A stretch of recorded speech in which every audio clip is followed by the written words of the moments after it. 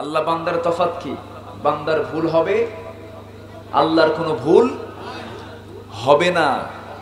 নাই তো ভুল, তাই সকল প্রকার ভুল থেকে মুক্ত যিনি, যিনি কোনো ভুল করেন না, তিনি কে?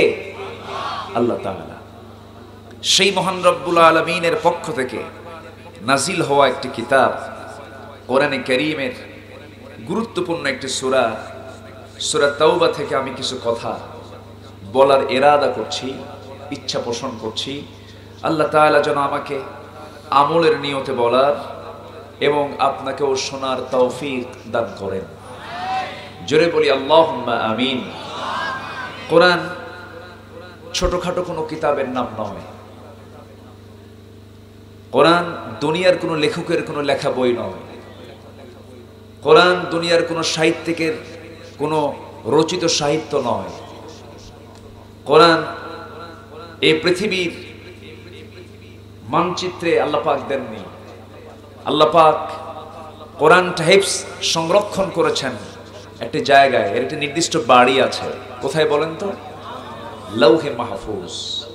লাউহে মাহফুজে সংরক্ষিত সেই কিতাব আল্লাহ তাআলা আমার আপনার জন্য দিয়েছেন। কেন দিয়েছেন, কি জন্য দিয়েছেন?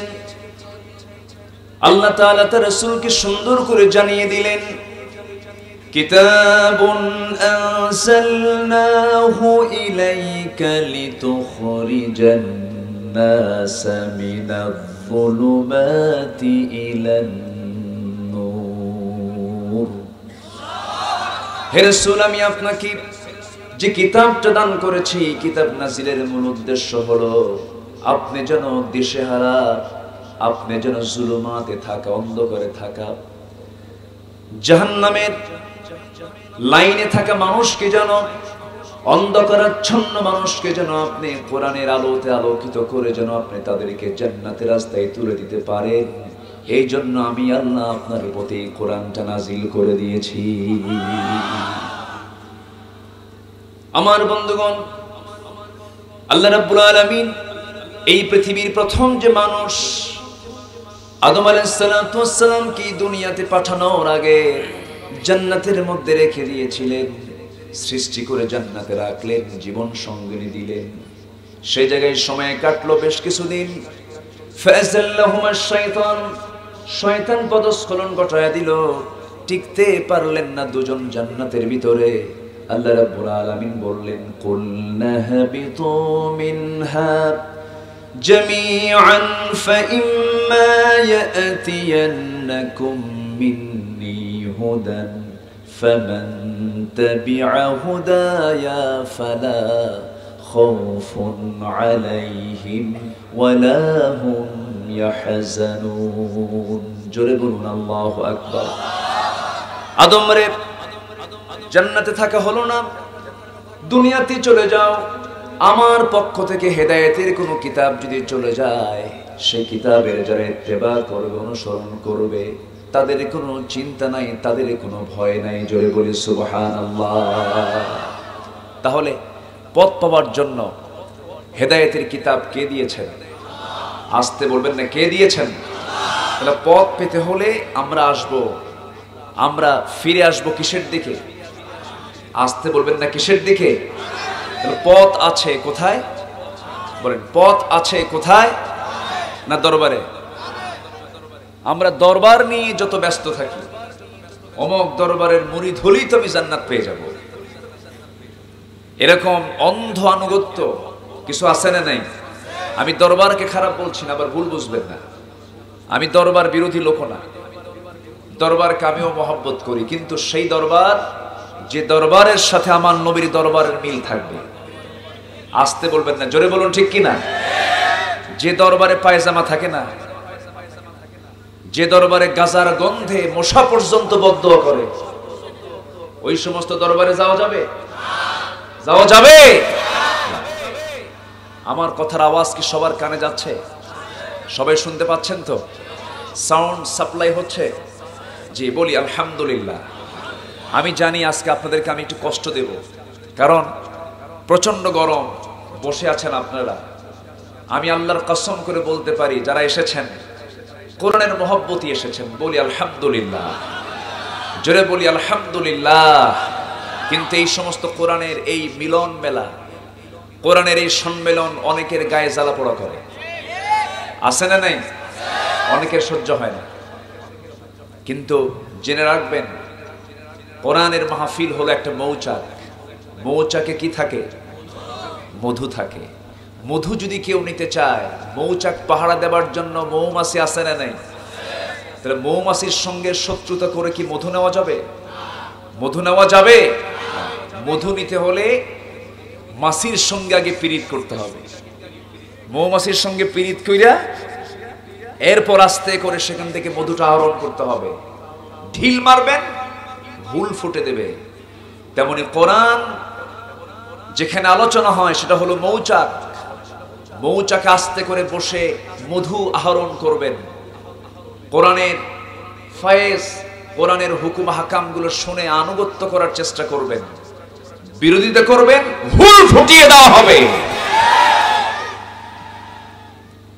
সম্মানিত ভাইরা, সম্মানিত হাজিরিন, আজকে গোটা পৃথিবীতে একটা পক্ষ তারা চায় কোরআনকে নির্মূল করতে। কোরআন তো নির্মূল হবে না। ইসলাম তো কারো বাপের না। ইসলামটা কার? ইসলাম ছিল, আছে, থাকবে। তুমি থাকবে না, তুমি বিদায় হয়ে যাবা। আমরা জানি এই দেশের 90% মুসলমান, 90% মানুষ কি? আমরা কি বলেন না বাঙালি? ভালো কি রকম বাঙালি না? বাংলাদেশি না? বাঙালি না? ঠিক আছে, বাংলাদেশি বাঙালি যা বলেন বলেন, আমি এগুলো নিয়ে তফসির করতে আসিনি।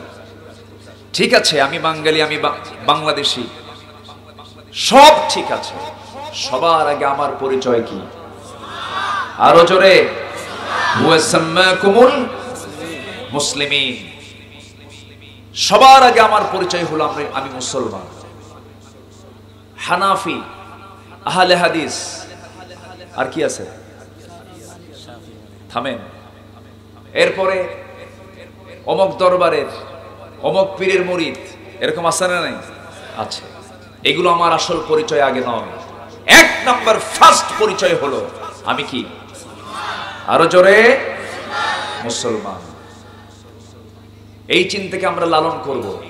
আমাদের কিতাবের নাম কি? তাহলে আমাদের পরিচয়, আমরা, আমাদের কিতাব, আমাদের রব, আমাদের নেতা, বলেন আমাদের লিডার কে, আমাদের আদর্শ কে?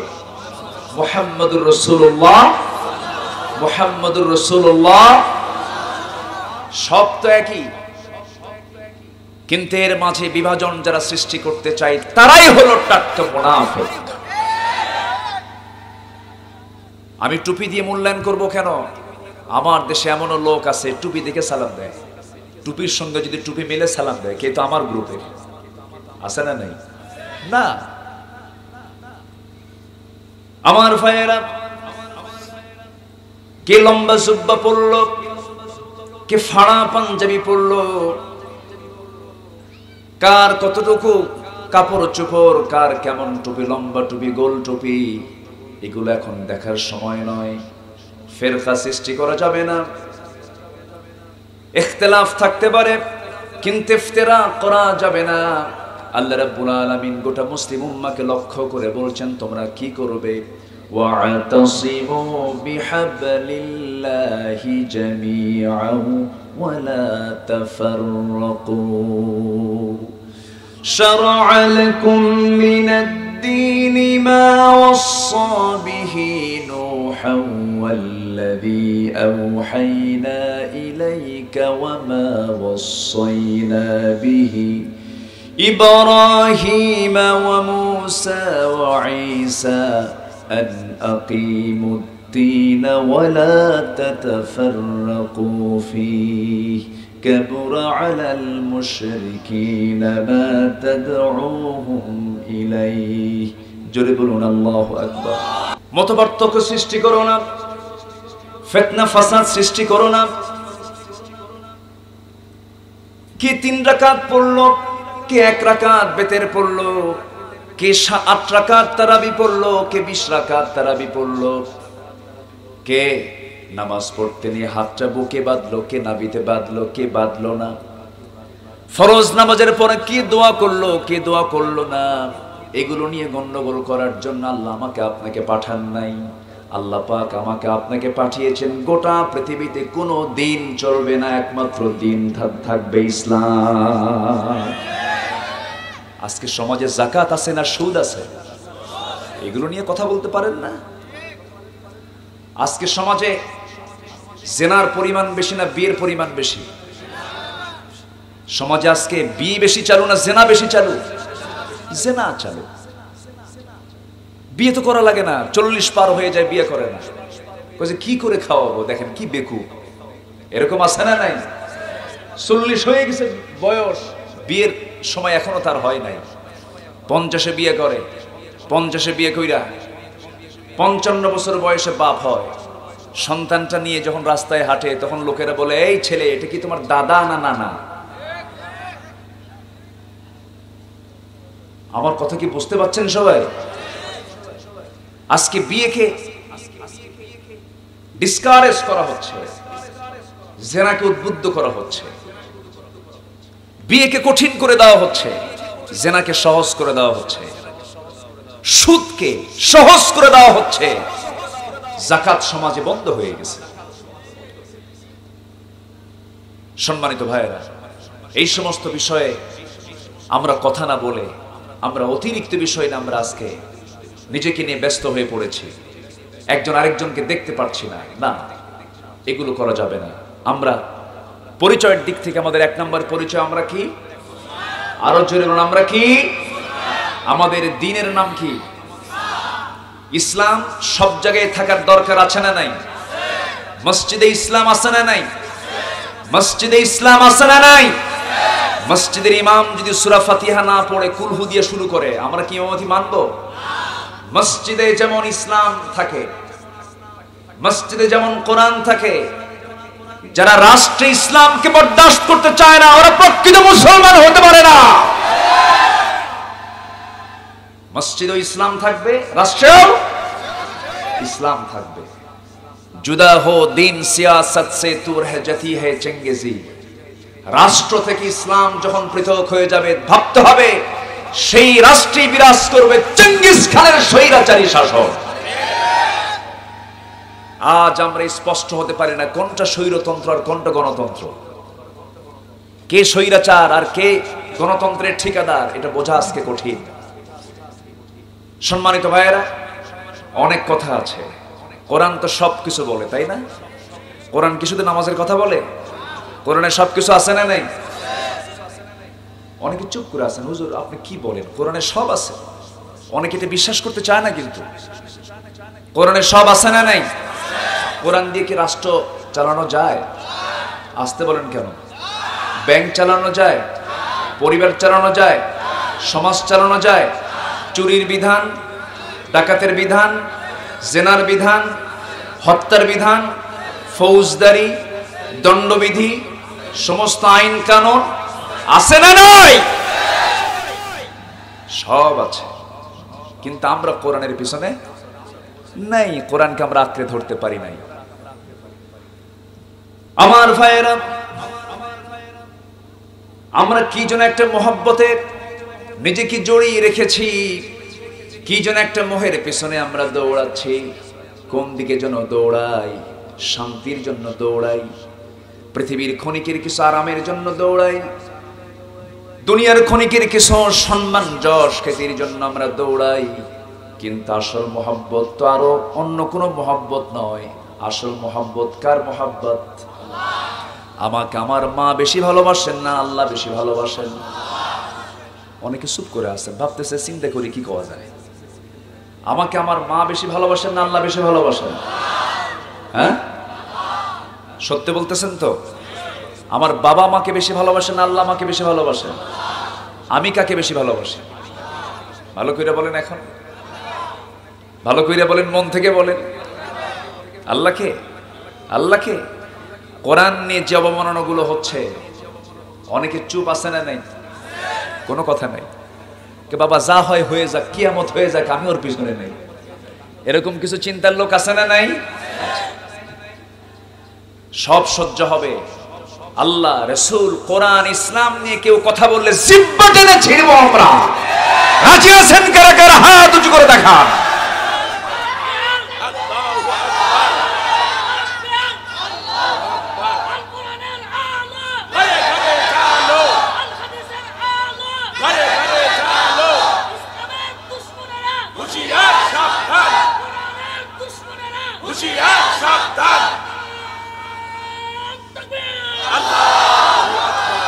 আল্লাহ তুমি সবার হাতকে কবুল করো, জোরে বলি আমিন।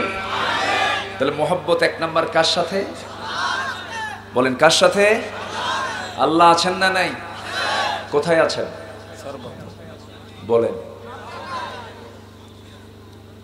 আল্লাহর ইলম সব জায়গায় আছে না নাই?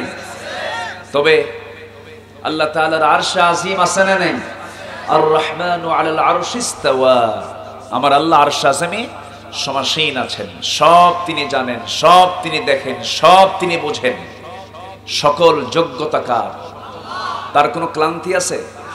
তবে তার পরিচয়টা যদি আমরা জানতে চাই, একটা আয়াতই যথেষ্ট, যে আয়াতটা শ্রেষ্ঠ আয়াত কোরআনে কারীমের। যারা পারেন আমার সঙ্গে ঠোঁট মিলিয়ে মিলিয়ে বলুন, এত সুন্দর শ্রেষ্ঠ আয়াত, আল্লাহকে চেনার জন্য দ্বিতীয় আর কোন আয়াতের প্রয়োজন তেমন হয় না। 9টা বাক্য মিলে একটা আয়াত।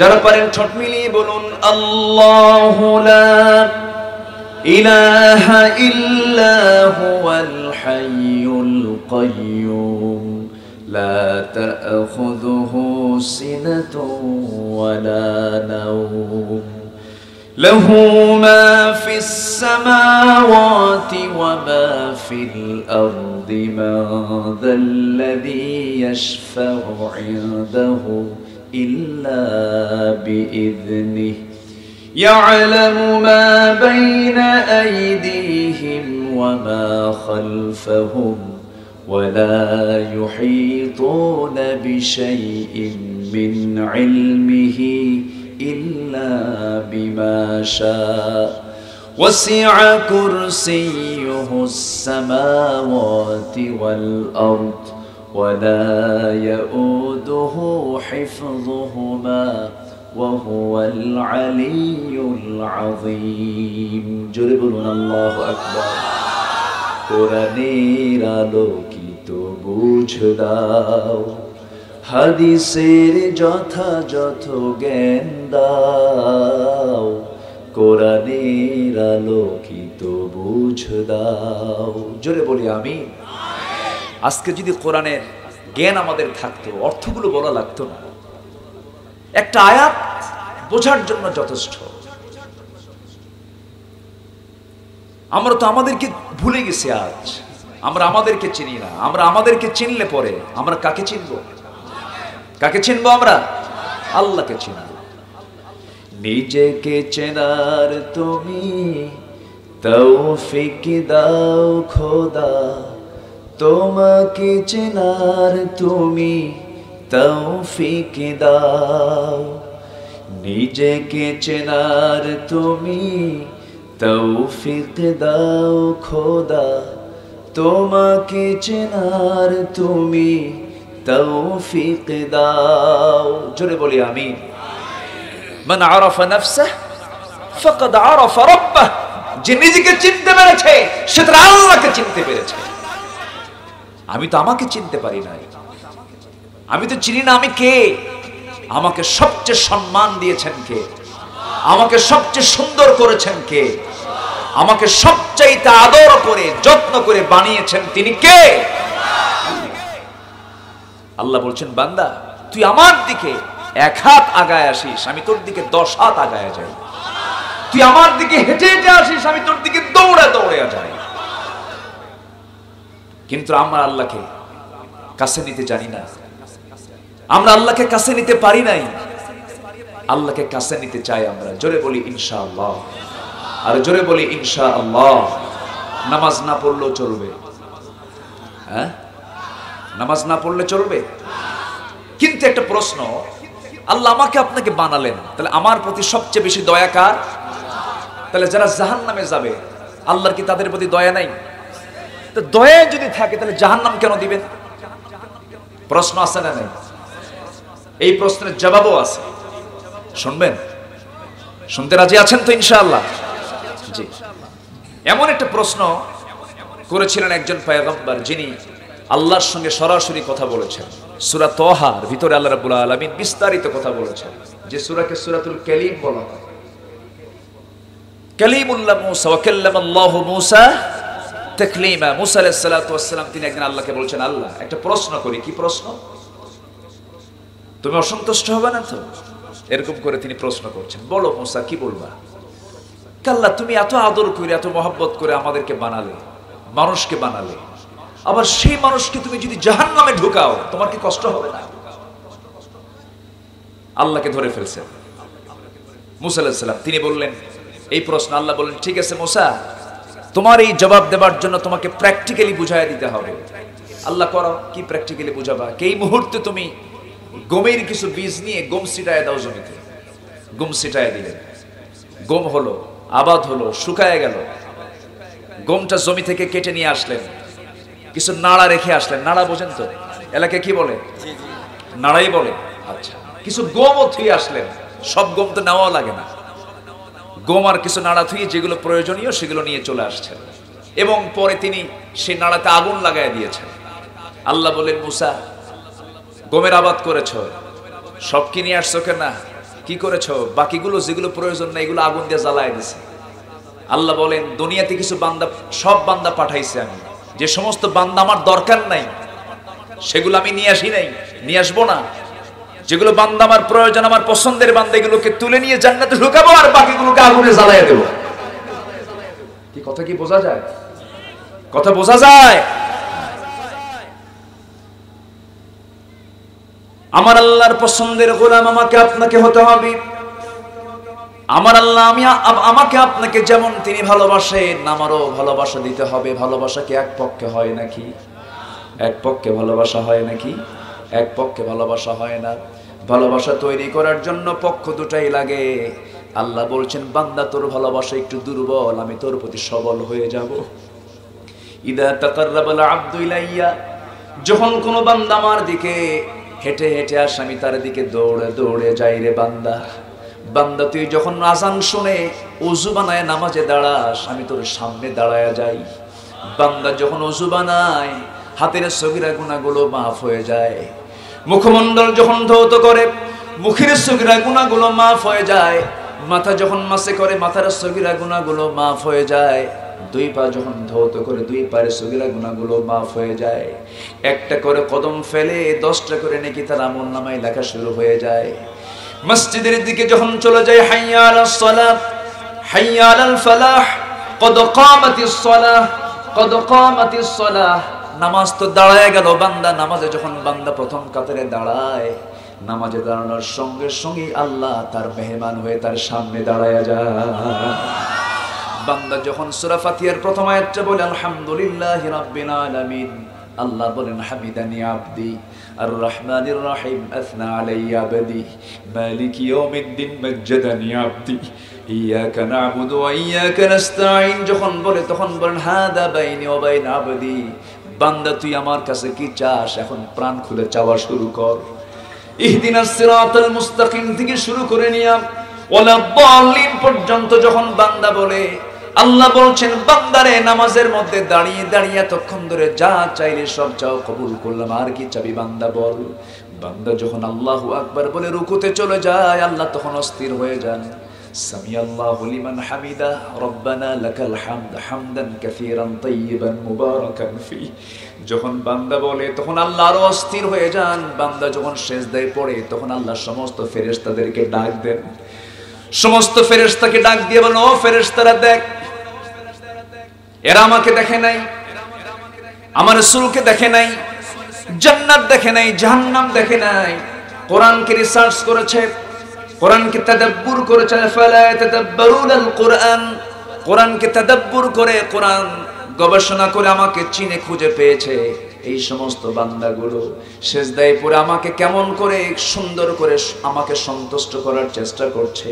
ও ফেরেশতারা সাক্ষী থাক, ও ফেরেশতারা তোরা জেনে রাখ, এই সমস্ত বান্দাগুলোর জন্য আমি আল্লাহ জান্নাতটা ওয়াজিব বানায়া দিলাম। জোরে বলি সুবহানাল্লাহ। জান্নাত দেবার জন্য কে আছেন? নেবার জন্য কে আছে? হ্যাঁ, নেবার জন্য কারা? আমরা আছি। দেবার জন্য কে আছেন? আল্লাহ আছেন দেবার জন্য, প্রস্তুত তিনি। তুই জান্নাত নে, ফাদখুলি ফি ইবাদি ওয়াদখুলি জান্নাতি, আমার বান্দা হয়ে যা, তুই আমার জান্নাতে ঢোক, তোকে কেউ বাধা দেবে না। জোরে বলি সুবহানাল্লাহ। কিন্তু শর্ত হলো বান্দা হতে হবে কার? আইন মানতে হবে কার? হুকুম মানতে হবে কার? আল্লাহ তাআলা। সকল ভালোবাসা উজাড় করতে হবে এক নাম্বার কার জন্য?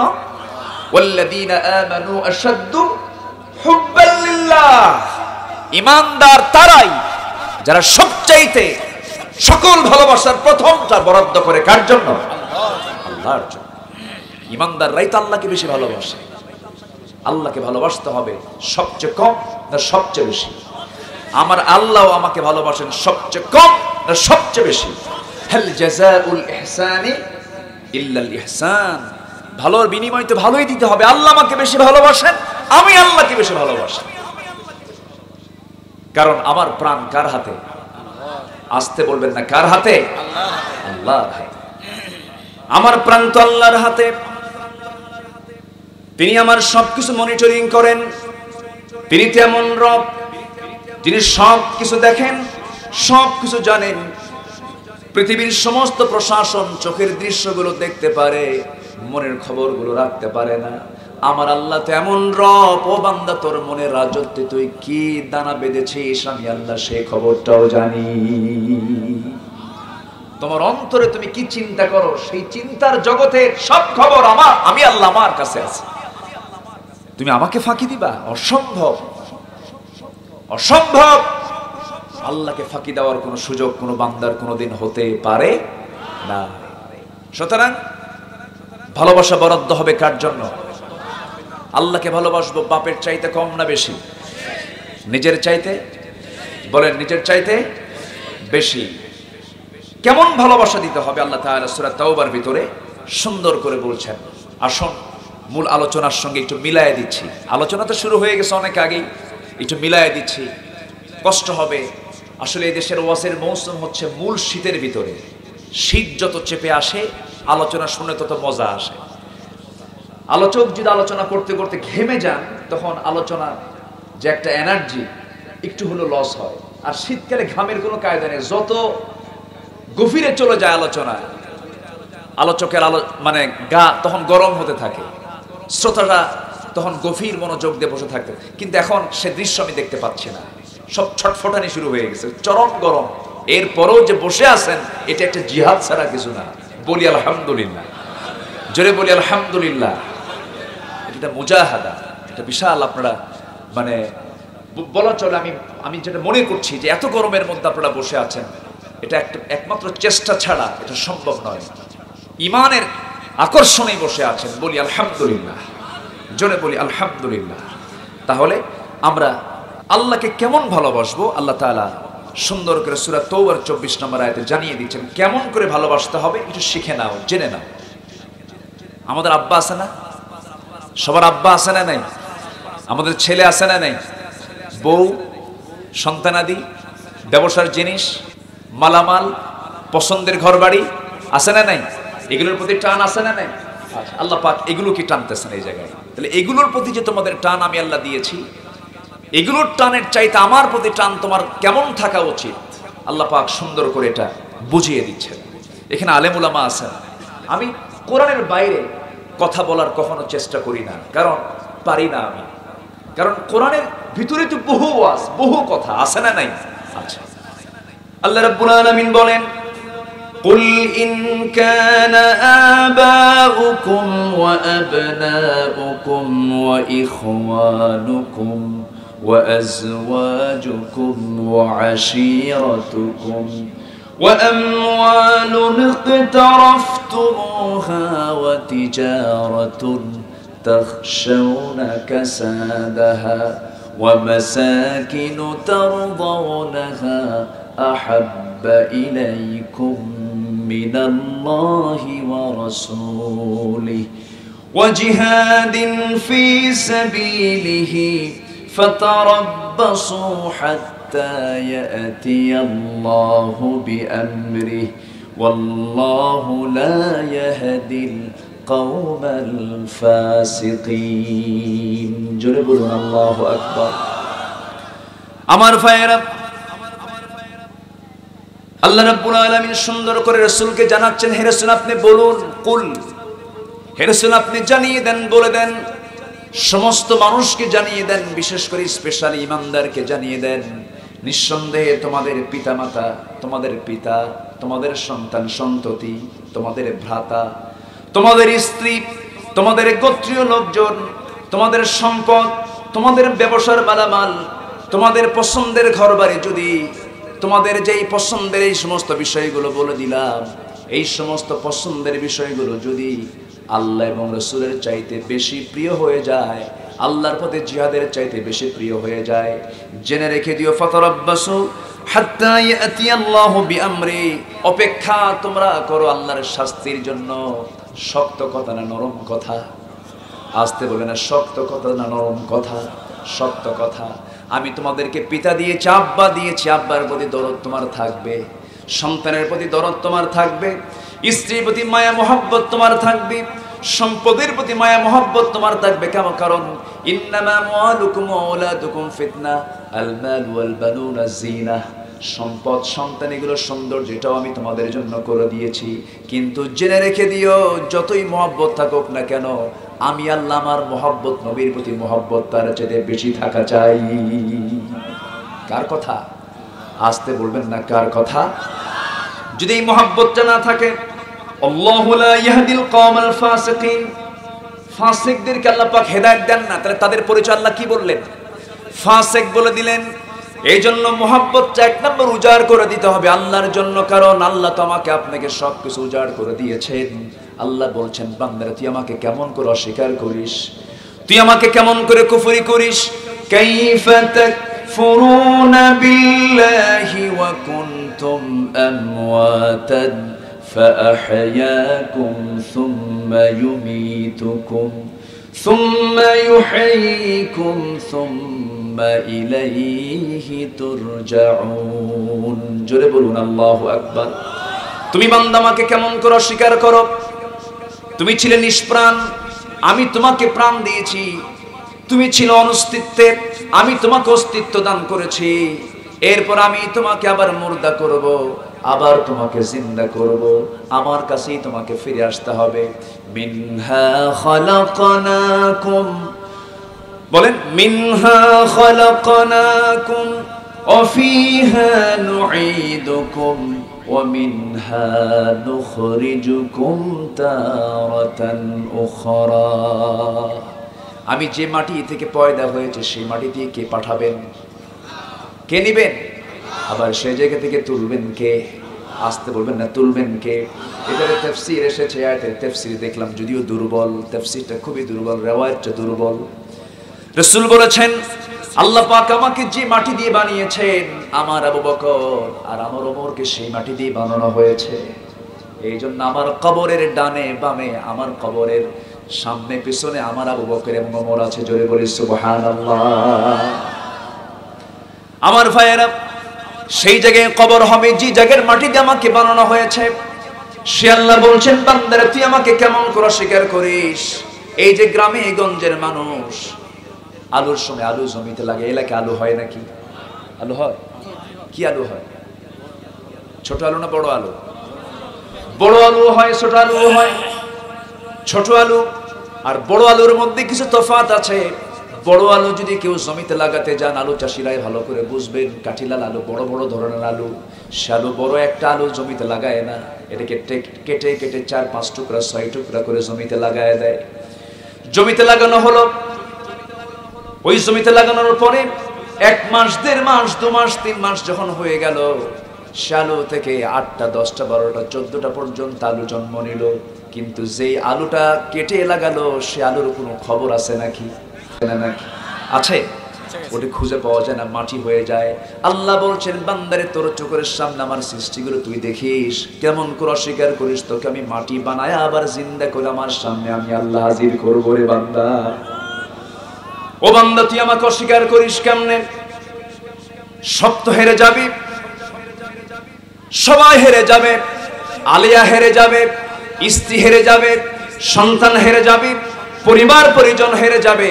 এখনই মৃত্যু হয়ে যাক, চোখের পানি কিছুক্ষণ ফেলবে, কাঁদবে, স্ত্রী কাঁদতে কাঁদতে বেকার হয়ে যাবে। যুবক 25 বছরে বিয়ে করেছ, 27 বছরে হোন্ডা অ্যাক্সিডেন্ট হয়েছে, মারা গেছো তুমি, ছোট্ট একটা সন্তান আল্লাহ তোমাকে দান করেছে, তোমার স্ত্রী বিধবা হয়ে গেছে, তুমি মারা যাওয়ার দিন তোমার স্ত্রী কাঁদতে কাঁদতে অজ্ঞান হয়ে পড়েছে, 7 দিন পর্যন্ত কোনো হুঁশ নাই।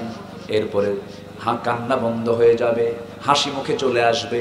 1 মাস চলে যাবে, শোকটারও কমে যাবে, 2 মাস চলে যাবে, শোকটারও কমতে থাকবে, 3-4 মাস চলে যাবে, 5-6 মাস চলে যাবে। ওই তোমার ওই স্ত্রীটাকে তার বাপ মা নিয়ে নিজের বাড়িতে নিয়ে চলে যাবে, বিয়ের বন্দোবস্ত করবে, বিয়েটা দিয়ে দেবে।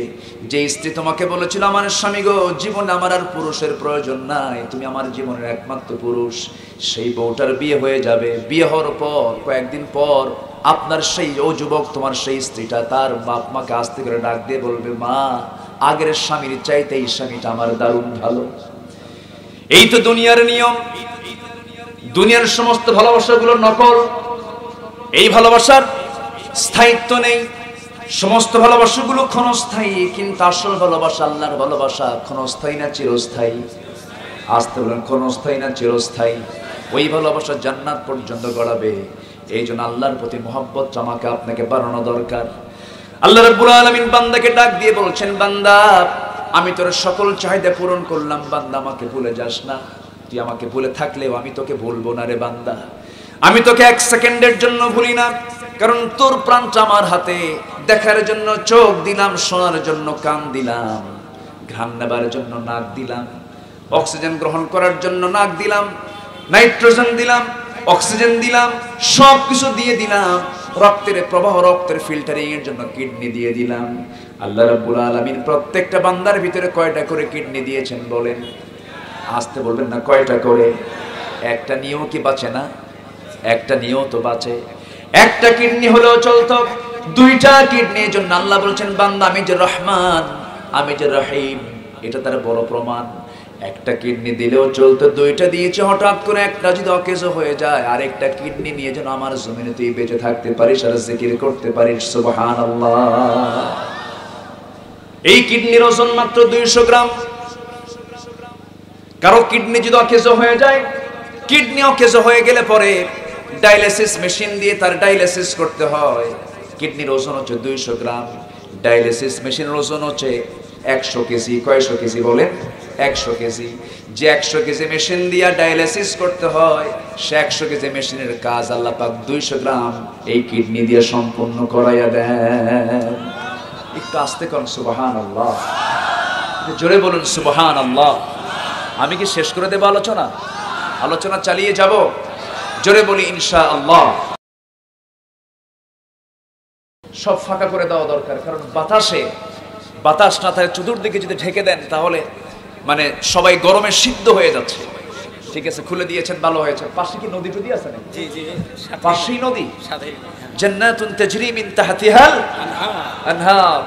জান্নাত আছে যেখানে নদী আছে, নদী আছে, মাহফিল আছে যেখানে কি কি বলে রহমত আছে। দেখছেন, রহমত আটকায় রাখছিল কেমনে দেখেন, পাশে নদী, সেই নদীর বাতাসকে মানে the gentle breeze is blowing, মৃদুমন্দ বাতাস, সেই মৃদুমন্দ বাতাসকে তারা আটকায় রাখছিল। কি আযাবের মধ্যে রাখছিল দেখেন তো, চিন্তা করে দেখেন কি সুন্দর বাতাসটা আসতেছে। বলি আলহামদুলিল্লাহ। এখন তো ফজর পর্যন্ত থাকতে আপত্তি নাই, সবাই থাকতে রাজি আছেন তো? ওই এটা রিজার্ভে ছিল। আচ্ছা, অনেক কষ্টের পরে যদি একটু আনন্দ পাওয়া যায়, সুখ পাওয়া যায়, সেই সুখটা বোঝা যায়। কষ্টের পরে সুখ পেলে তখন সেই সুখটা কি বেশি মজা লাগে। বলি আলহামদুলিল্লাহ, জোরে বলি আলহামদুলিল্লাহ। যাক, তাহলে আল্লাহ যা দিয়েছেন, আমাকে যা দিয়েছেন, এর মধ্যে কোনো অপূর্ণতা আছে? অপূর্ণতা আছে? চোখ দিতে কি তিনি কোনো ভুল করেছেন? কান দিতে কোনো ভুল করেছেন? নাক দিতে কোনো ভুল করেছেন? না না, নাক এই জায়গায় দেওয়াটা ভুল হয়ে গেছে। নাক এই জায়গায় না দিয়ে যদি বগলের তলে দেওয়া হতো তাহলে মনে ভালো হতো নাকি? যেখানে যেটা দরকার আল্লাহ পাক সেটা সেখানেই দিয়েছেন। সম্মানিত ভাইয়েরা, তাহলে এই চোখ বানিয়েছেন কে? ভুল করে না নির্ভুল করে? বলেন, ভুল না নির্ভুল? আচ্ছা, কানটা দিয়েছেন কে? কোনো ভুল আছে? নাকটা দিয়েছেন কে? কোন প্রকার অসৌন্দর্য আছে? ধরেন প্রত্যেকের চেহারার মধ্যে যে আল্লাহ পাক নাক দিয়েছেন, নাকটা নাই, কোন চেহারা থাকতো? নাকটা মাইনাস করেন তো, নাকটা বাদ দিলে চেহারা থাকে? থাকে না। আবার নাকটা সবার আগে দিয়েছেন, কারণ মুখের খাবার আগে লাগে না নাকের খাবার আগে লাগে? কোন খাবারটা আগে লাগে? নাকের খাবারটা আগে লাগে। মুখের খাবার 3 দিন নাই বাঁচবো, নাকের খাবার 3 মিনিট নাই বাঁচবো? বাঁচবো। আল্লাহ রাব্বুল আলামিন যেই জায়গায় যেটা সেট করা দরকার তাই করে দিয়েছেন। নাকের জায়গায় নাক দিয়েছেন, কানের জায়গায় কান দিয়েছেন, চোখের জায়গায় চোখ দিয়েছেন। এত সুন্দর করে বানিয়ে দিয়ে বলছেন, বান্দারে এত সুন্দর করে বানালাম, তোর দায়িত্ব হলো সর্বক্ষেত্রে চুপ থাকলে তুই জিকির করবি, চুপ থাকলে তুই ফিকির করবি, আর কথা বললে তুই জিকির করবি। কথা বলা মানে জিকির করা, আর চুপ থাকা মানে ফিকির করা। যখন তুই জিকির করবি বলবি আলহামদুলিল্লাহি রাব্বিল আলামিন। সবাই বলেন আলহামদুলিল্লাহি রাব্বিল আলামিন। আমার ভাইরা, একটা সেকেন্ডকে নষ্ট করা যাবে না, একটা মুহূর্তকে নষ্ট করা যাবে না। একজন তাবির কথা মনে পড়লো।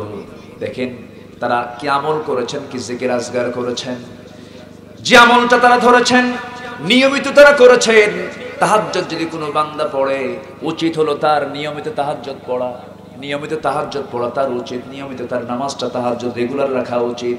সমস্ত ইবাদতগুলো হবে অনিয়মিত না নিয়মিত? বলেন অনিয়মিত না নিয়মিত? কোরআন তেলাওয়াত হবে সকালবেলা, অনিয়মিত না নিয়মিত? একজন তাবির উরওয়া ইবনে জুবাইর রাহমাতুল্লাহ আলাইহি, জুবাইর ইবনে আওয়ামের ছেলে, যেমন পিতা তেমন তার সন্তান। মার নাম হচ্ছে আসমা বিনত আবু বকর রাদিয়াল্লাহু তাআলা আনহা। আবার নানাটাকে আবু বকর সিদ্দিক রাদিয়াল্লাহু তাআলা আনহু। আবার দাদি হলেন আমার নবীজির ফুফু সাফিয়া বিনত আব্দুল মুত্তালিব।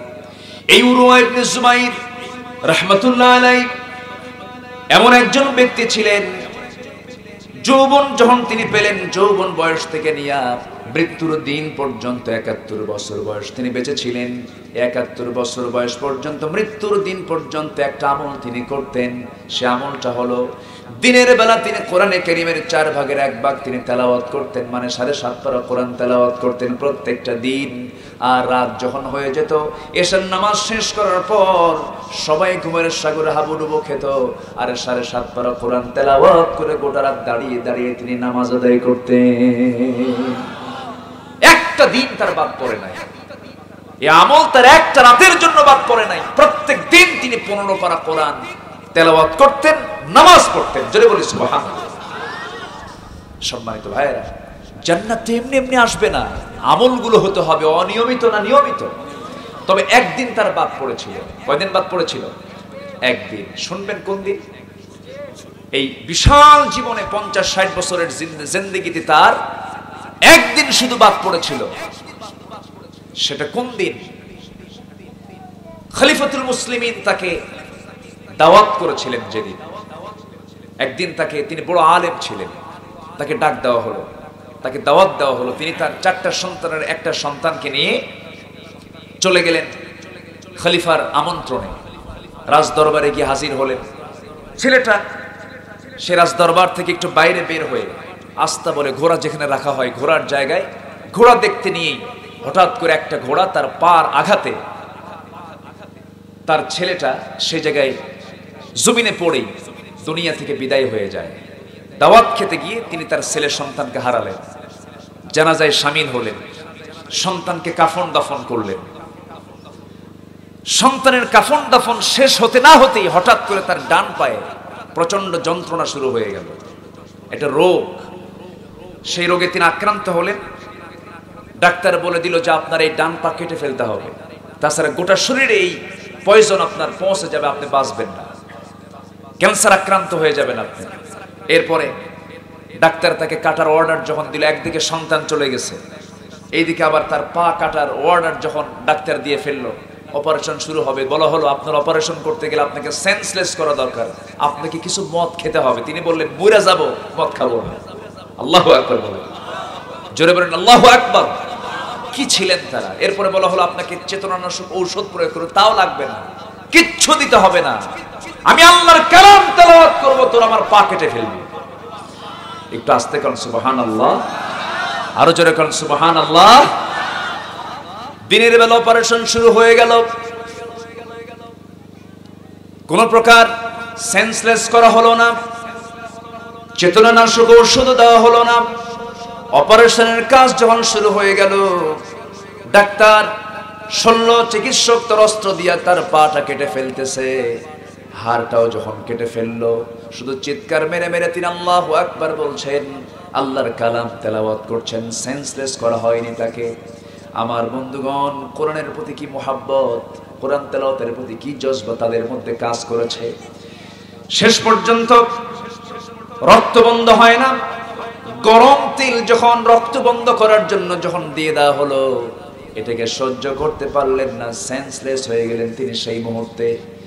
ওই যে সেন্সলেস হয়েছিলেন সেই দিনের জন্য বেশ কয়েক ঘন্টা, সেই রাতের বেলা তিনি কোরআন তেলাওয়াত করে নামাজটা পড়তে পারেন নাই।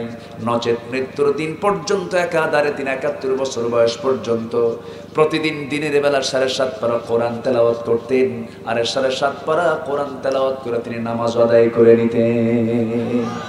একটু আস্তে কোন সুবহানাল্লাহ। মুহাব্বত কার সাথে হবে? আস্তে বলবেন না, কার সাথে হবে? নামাজ পড়তে নিয়ে যদি মনে হয় ইমাম সাহেব নামাজটাকে লম্বা করছেন, বিরক্ত বিরক্ত মনে হয়, তখন ভাবতে হবে আমার ইমানের মধ্যে কিছু গলত আছে। ইমানের মধ্যে কি আছে? গলত আছে। নামাজ পড়তে নিয়ে মনে হওয়া যাবে না নামাজে বেশি সময় চলে যাচ্ছে, না না, তার নামাজটা তত মজবুত যার নামাজটা যত লম্বা হয়। জোরে বলি সুবহানাল্লাহ। তার নামাজটা তত মজবুত যার সূরা কেরাতটা লম্বা হয়ে যায়, তার নামাজটা তত দামি যার রুকু সেজদাটা লম্বা হয়ে যায়। আমরা আমাদের রুকু সেজদাকে শর্ট করব না লম্বা করব? শর্ট করব না লম্বা করব? যখন রাত হয়ে যাবে, গভীর রাত, সমস্ত মানুষ ঘুমের সাগরে হাবুডুবু খায়, কিন্তু আল্লাহর পছন্দের গোলামরা কি করে?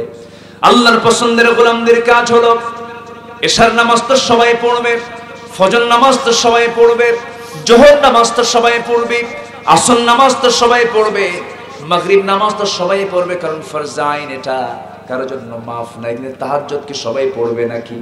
তাহাজ্জুদ সবাই পড়বে না, কিন্তু তাহাজ্জুদ কোন কোন বান্দাগুলো পড়বে? যে সমস্ত বান্দাগুলো আল্লাহকে জীবনের চাইতে, আল্লাহকে সন্তানের চাইতে, আল্লাহকে পিতার চাইতে, আল্লাহকে স্ত্রীর চাইতে, আল্লাহকে সম্পদের চাইতে যেই বান্দা সবচাইতে বেশি ভালোবাসবে, সেই বান্দার শেষ রাত যখন চলে আসবে, তার ঘুম আর থাকবে না। পিঠের ভিতরে মনে করবে সে যেন পিঠে যেন কে যেন কাটা ফোটায়া দিচ্ছে। ঘুম থেকে সে উঠে দাঁড়াবে, ওযু বানাবে, নামাজে দাঁড়ায় কি করবে? ও মিনাল লাইলি ফাতাহাজ্জাদ বিহি নাফিলাতান লাক আসা আইয়াবআসাকা রাব্বুকা মাকামান মাহমুদা وقل رب أدخلني مدخل صدق واخرجني مخرج صدق واجعل لي من لدنك سلطانا نصيرا জোরে বলুন আল্লাহু আকবার। শেষ রাত যখন হয়ে যাবে, ওই সমস্ত আল্লাহর বান্দারা, আশিক বান্দারা করবে কি? শীত হোক, গরম হোক, গ্রীষ্মকাল, শীতকাল, যেটাই হোক না কেন, শেষ রাত যখন হয়ে যাবে, তার রেগুলার কাজ হবে ওযু বানাবে, নামাজে দাঁড়িয়ে যাবে, ন্যূনতম 4 রাকাত নামাজ সে পড়বে। আল্লাহ বলেন, বান্দারে, দুনিয়ার অফিস আদালত সব বন্ধ হয়ে যায়, আর এই টাইমটা আমার অফিসটা স্পেশালি খোলা শুরু হয়ে যায়। তুই আমার সঙ্গে প্রেম করবি রে বান্দা। বান্দা যখন তাহাজ্জুদের জন্য নামাজে দাঁড়িয়ে যায়, এটা যদি অপশনাল, কিন্তু এটা বিশাল বড় সওয়াবের কাজ। আমার নবীর তাহাজ্জুদ পর্যন্ত কাজা হয় নাই। একটা রাত তাহাজ্জুদ তারা মিস হয়েছিল। কোন রাত্রিতে? আম্মা জান আয়েশা বলেন, এক রাত্রিতে আমি রাসূলের জন্য বিছানাকে নরম করে দিয়েছিলাম। নরম করার জন্য তার ফজরের সময় তিনি চেতন পেলেন, তাহাজ্জুদের সময়টা তিনি চেতন পান নাই। না জায়গা পেয়ে বলছেন, আয়েশা রে, আজকে আমার দারুণ ক্ষতি করে ফেলেছো, আজকে আমার তাহাজ্জুদটা কাজা হয়ে গেছে। আমার নবী তাহাজ্জুদ কাজার জন্য আফসোস করেন, আর আমার নবীর উম্মতেরা 5 ওয়াক্ত নামাজ বাদ দিও বলে ঈমান তোমার ঠিক আছে রে। আমার ভাইয়েরা, এমনটা হওয়া যাবে না। আল্লাহর সঙ্গে মহব্বতের 1 নম্বর কন্ডিশন হবে, আযান যখন হয়ে যাবে সঙ্গে সঙ্গে আমরা কোন দিকে দৌড় মারবো বলেন? আসতে বলবেন না, কোন দিকে দৌড়াবো? ওয়াসারিউ ইলা মাগফিরাতিম মির রাব্বিকুম ওয়া জান্নাতিন আরদুহাস সামাওয়াতি ওয়াল আরদ উইদ্দাত লিল মুত্তাকিন। জোরে বলুন আল্লাহু আকবার। তোমরা সবাই কি করবে? জান্নাতের দিকে দৌড়াও, আল্লাহর রহমতের দিকে দৌড়াও। আযান যখন হয়ে যাবে সব কাজ ফেলে রেখে দাও। আযান হয়ে গেলে পরে কাজ আগে না নামাজ আগে? আসতে বলবেন না, কাজ আগে না নামাজ আগে? فَإِذَا قُضِيَتِ الصَّلَاةُ فَانتَشِرُوا فِي الْأَرْضِ وَابْتَغُوا مِنْ فَضْلِ اللَّهِ। আল্লাহ বারা বলেন না, এই বান্দা মসজিদে গিয়ে বসে থাক না, নামাজ যখন হয়ে গেছে দেরি করিস না। ফান্তাশিরু, তাড়াতাড়ি মসজিদ থেকে তুমি ছড়িয়ে পড়ো, আমার জীবিকা তালাশ করো, ব্যবসা করো, বাণিজ্য করো, ব্যাংক করো, বীমা করো, অর্থনীতি চালাও, সমাজনীতি চালাও, চেয়ারম্যানগিরি করো, মেম্বারগিরি করো, এমপিগিরি করো, মন্ত্রীগিরি করো। কিন্তু আযান যখন হয়ে যাবে সব কিছু বাদ দিয়ে তুমি মস্তকটা অবনত করো। সমস্ত কাজগুলো আমি আল্লাহ ইবাদত বলে গণ্য করে দেব। জোরে বলি সুবহানাল্লাহ। আমার ভাইরা, আমি আপনি একদিন চলে যাব, দুনিয়া ছেড়ে বিদায় নিয়ে নেব, কোনো সন্দেহ নাই। সবাই একদিন বিদায় নেব, কিন্তু আমি আপনি বিদায় নেওয়ার পর, মরে যাবার পর আমাকে হাজিরা দিতে হবে কার সামনে? আসতে বলবেন না, কার সামনে? বউ আগে না আল্লাহ আগে? বাপ আগে না আল্লাহ আগে? সন্তান আগে না আল্লাহ আগে? আমার ভাইয়েরা, একজন সাহাবীর কথা মনে হয়ে গেল। হিজরতের রাত, আমার নবী হিজরত করে সাহাবায়ে কেরাম সাহাবী আবু বকরকে সঙ্গে করে নিয়ে রওনা দিয়েছেন। এই সংবাদ পরের দিন সকালবেলা একজন সাহাবীর কানে চলে গেল। আবু সালমা তার নাম। ওই সাহাবীর কানে যাওয়ার সঙ্গে সঙ্গে স্ত্রীকে ডাক দিয়ে বলছেন, স্ত্রী, আমার নবী মক্কায় নাই, আমিও মক্কায় থাকতে চাই না রে, তুমি কি আমার সঙ্গে যাবে নাকি? হ্যাঁ, আমি যাব, আপনি আমাকেও নিয়ে যান। স্বামী স্ত্রী দুইজন মিলে রওনা দিচ্ছিলেন, এমন সময় শ্বশুর বাড়ির লোকজন স্ত্রীকে টেনে হেঁচড়ে ধরে নিয়ে চলে গেল আর বলল, আবু সালমা, আমাদের মেয়েকে তোমার হাতে তুলে দেব না। আবু সালমা বলছেন, তোমরা আমার বউকে নিয়ে যাও, সন্তানকে নিয়ে যাও, কারণ আমার বউ সন্তানের চাইতে আল্লাহ এবং রাসূলকে বেশি ভালোবাসি। একটু আস্তে করুন সুবহানাল্লাহ। নিজের ছেলের সন্তানকে ভাইয়েরা জোর করে নিয়ে গেল, স্ত্রীকে শ্বশুর বাড়ির লোকজন জোরপূর্বক নিয়ে ছিনতাই করে নিয়ে চলে গেল। তিনি একাকী হয়ে গেলেন। একাকী তিনি রওনা করলেন মদিনার দিকে। মদিনায় রওনা দিয়ে মদিনায় পৌঁছে গেলেন। নবীর সামনে দাঁড়ায় বলছেন, ইয়া রাসূলুল্লাহ, আপনাকে ভালোবাসতে গিয়া, আল্লাহর দ্বীনকে ভালোবাসতে গিয়া, আল্লাহকে ভালোবাসতে গিয়া বউ ছেড়েছি, সন্তান ছেড়েছি, দেশ ছেড়েছি, সব ছেড়েছি। আল্লাহ বলেন, ও আবু সালমা, তোর জন্য আল্লাহর জান্নাত ওয়াজিব হয়ে গেছে। আমার ভাইয়েরা, অনেক লম্বা কথা। আবু সালমা চলে এলেন মদিনায়। উম্মে সালমাকে ধরে নিয়ে জেলখানার মধ্যে রেখে দেওয়া হলো, ঘরের মধ্যে গৃহবন্দী করে রাখা হলো। সন্তানকে তার ভাইরা সব ছিনতাই করে নিয়ে চলে গেছে। সন্তান এক জায়গায়, বউ এক জায়গায়, আবু সালমা এক জায়গায় মদিনায় চলে গেছেন। উম্মে সালমা 1 বছর পাড়ি দিলেন। 1 বছর পাড়ি দেওয়ার পর সবার চোখ খড়াল করে সন্তানকে কোনো মতে ছলবলে কৌশলে নিজের হাতে নিয়ে মদিনার উদ্দেশ্যে রাত্রেবেলা রওনা দিলেন। রওনা দিয়ে চলে গেলেন মদিনার পানে। পরের দিন তিনি দিনটা অতিক্রম করে রাত্রেবেলায় তিনি পৌঁছে গেলেন। ফজরের আযান হয়ে গেল। ফজরের আযান হওয়ার সঙ্গে সঙ্গেই নামাজের ওয়াক্ত চলে এলো। নামাজ যখন শুরু হয়ে গেল, নামাজ শেষ হলো। নামাজ শেষ হওয়ার সঙ্গে সঙ্গেই একজন সাহাবীর মৃত্যুর সংবাদ নামাজের পর জানিয়ে দেওয়া হলো। জানাজার কথা জানিয়ে দেওয়া হলো। সেই কোন সাহাবীর কথা? যে সাহাবীর নাম হচ্ছে আবু সালমা। সাহাবে কেরাম সবাই জানিয়ে দিলেন, আজ রাত্রে আবু সালমা দুনিয়া থেকে বিদায় নিয়েছেন। তার জানাজা হবে আসসালাতু আলাল মাইয়িত। যখন জানাজা শুরু হয়ে জানাজার সংবাদ যখন দেওয়া হলো, এই সংবাদ উম্মে সালমার কানে চলে গেল। উম্মে সালমা মদিনায় ঢুকলেন। আবু সালমার মৃত্যু হয়ে গেল। আমার নবী জানাজা সম্পন্ন করার পর সাহাবীরা বলছেন, ইয়া রাসূলুল্লাহ, আবু সালমা তো দুনিয়া থেকে বিদায় নিয়েছে, কিন্তু আবু সালমার স্ত্রী উম্মে সালমা মদিনায় হাজিরা দিয়েছে, সে মদিনায় ঢুকেছে। রাসূল বলছেন, ও সাহাবীরা, তার একটা ছেলের সন্তানও আছে, আমি জানতে পেরেছি, আমাকে তাদের কাছে নিয়ে যাও, আমি তাদের সঙ্গে কিছু কথা বলি। এই উম্মে সালমা, আবু সালমার মধ্যে দারুণ মহব্বত ছিল, দারুণ প্রেম ছিল, স্বামী স্ত্রী বন্ধন ছিল, দারুণ মহব্বতের বন্ধন ছিল। একদিন উম্মে সালমা মজা করে বলছেন, তার স্বামীকে ডাক দিয়ে বলছেন, আবু সালমা, আমি তোমাকে একটা প্রশ্ন করতে চাই। কি প্রশ্ন? আপনি আমাকে সত্যি ভালোবাসেন নাকি? হ্যাঁ, আমি তোমাকে দারুণ ভালোবাসি। যদি ভালোই বাসেন, একটা প্রশ্ন করব, যদি এমনটা হয় আপনার মৃত্যুর আগে যদি আমার মৃত্যু হয়ে যায়, আপনি কি দ্বিতীয় কোন স্ত্রী আপনি গ্রহণ করবেন নাকি? আবু সালমা বলছেন, কেন, তোমার কাছে কি মনে হয়, তুমি কি পছন্দ করো? উম্মে সালমা বলছেন, আমার স্বামী গো, আমি আপনাকে দারুণ ভালোবাসি, আমার মন চায় আমার জায়গায় অন্য কোন স্ত্রী এই জায়গা দখল না করুক, আপনি বিয়ে করতে পারবেন না।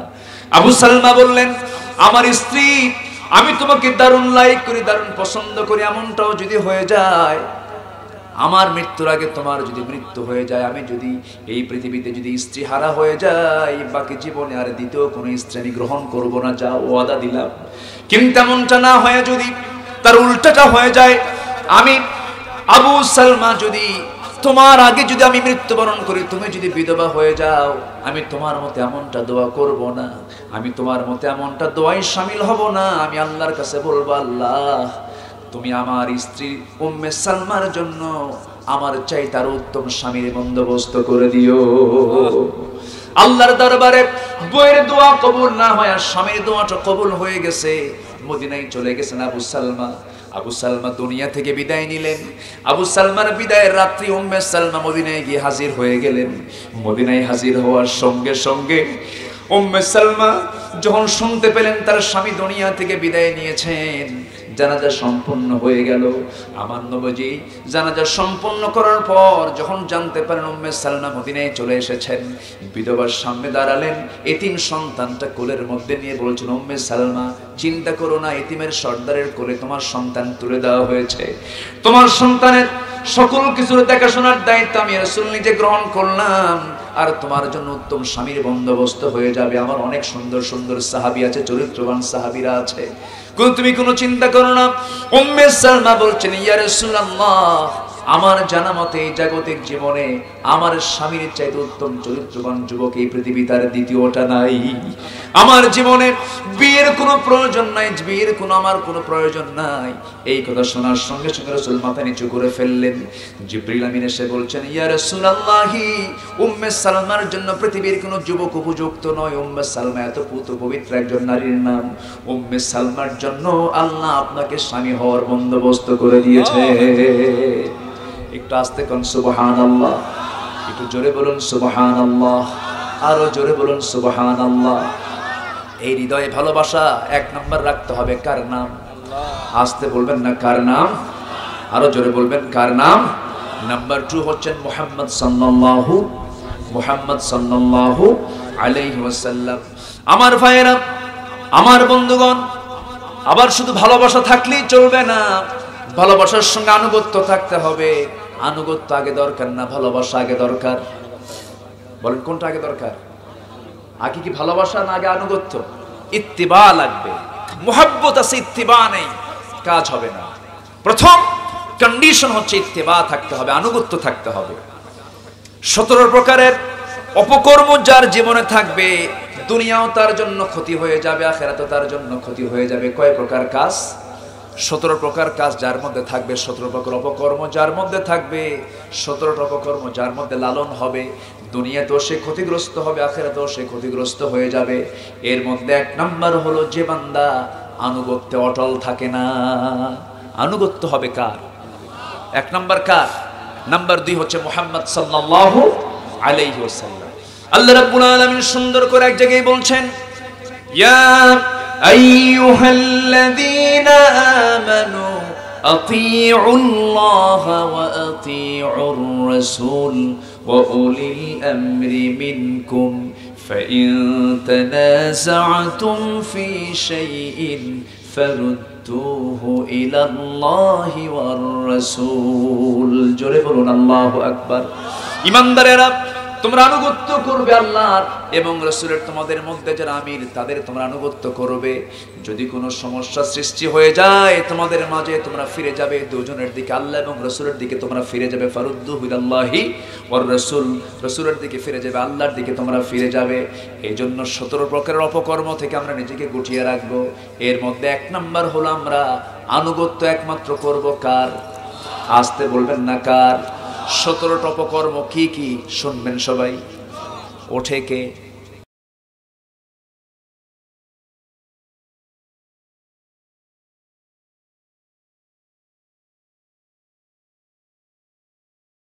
ফেরেশতার খাওয়া নাই, তাই না?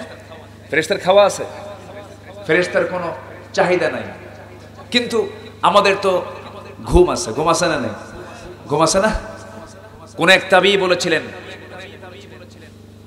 আতা বিন আবি রাবাহ রাহমাতুল্লাহ আলাইহি, তিনি বলেছেন, আল্লাহ আমি তোমার কাছে 3টা প্রার্থনা করেছি, তুমি আমার 2টা কবুল করছো, কিন্তু একটা কবুল করো নাই। তিনি 3টা দোয়া করেছেন আল্লাহর কাছে, বলেছেন আল্লাহ আমি তোমার কাছে 3টা প্রার্থনা করছি, তুমি আমার 3টা দোয়া কবুল করবে। 1 নাম্বার হলো নারীর প্রতি যেন কোনো টান আমার না থাকে। এই দুনিয়াতে আজকে সবচেয়ে বড় টান কিসের উপরে? আসতে কবেন না, কার উপরে টান আছে না নাই? এই টান কে দিয়েছেন? আসতে কোন কেন? কে দিয়েছেন? হ্যাঁ, টান তো আল্লাহ দিয়েছেন, কিন্তু সেই টান হতে হবে বৈধ না অবৈধ? বৈধ টান হতে হবে, অবৈধ কোনো টান আনা যাবে না।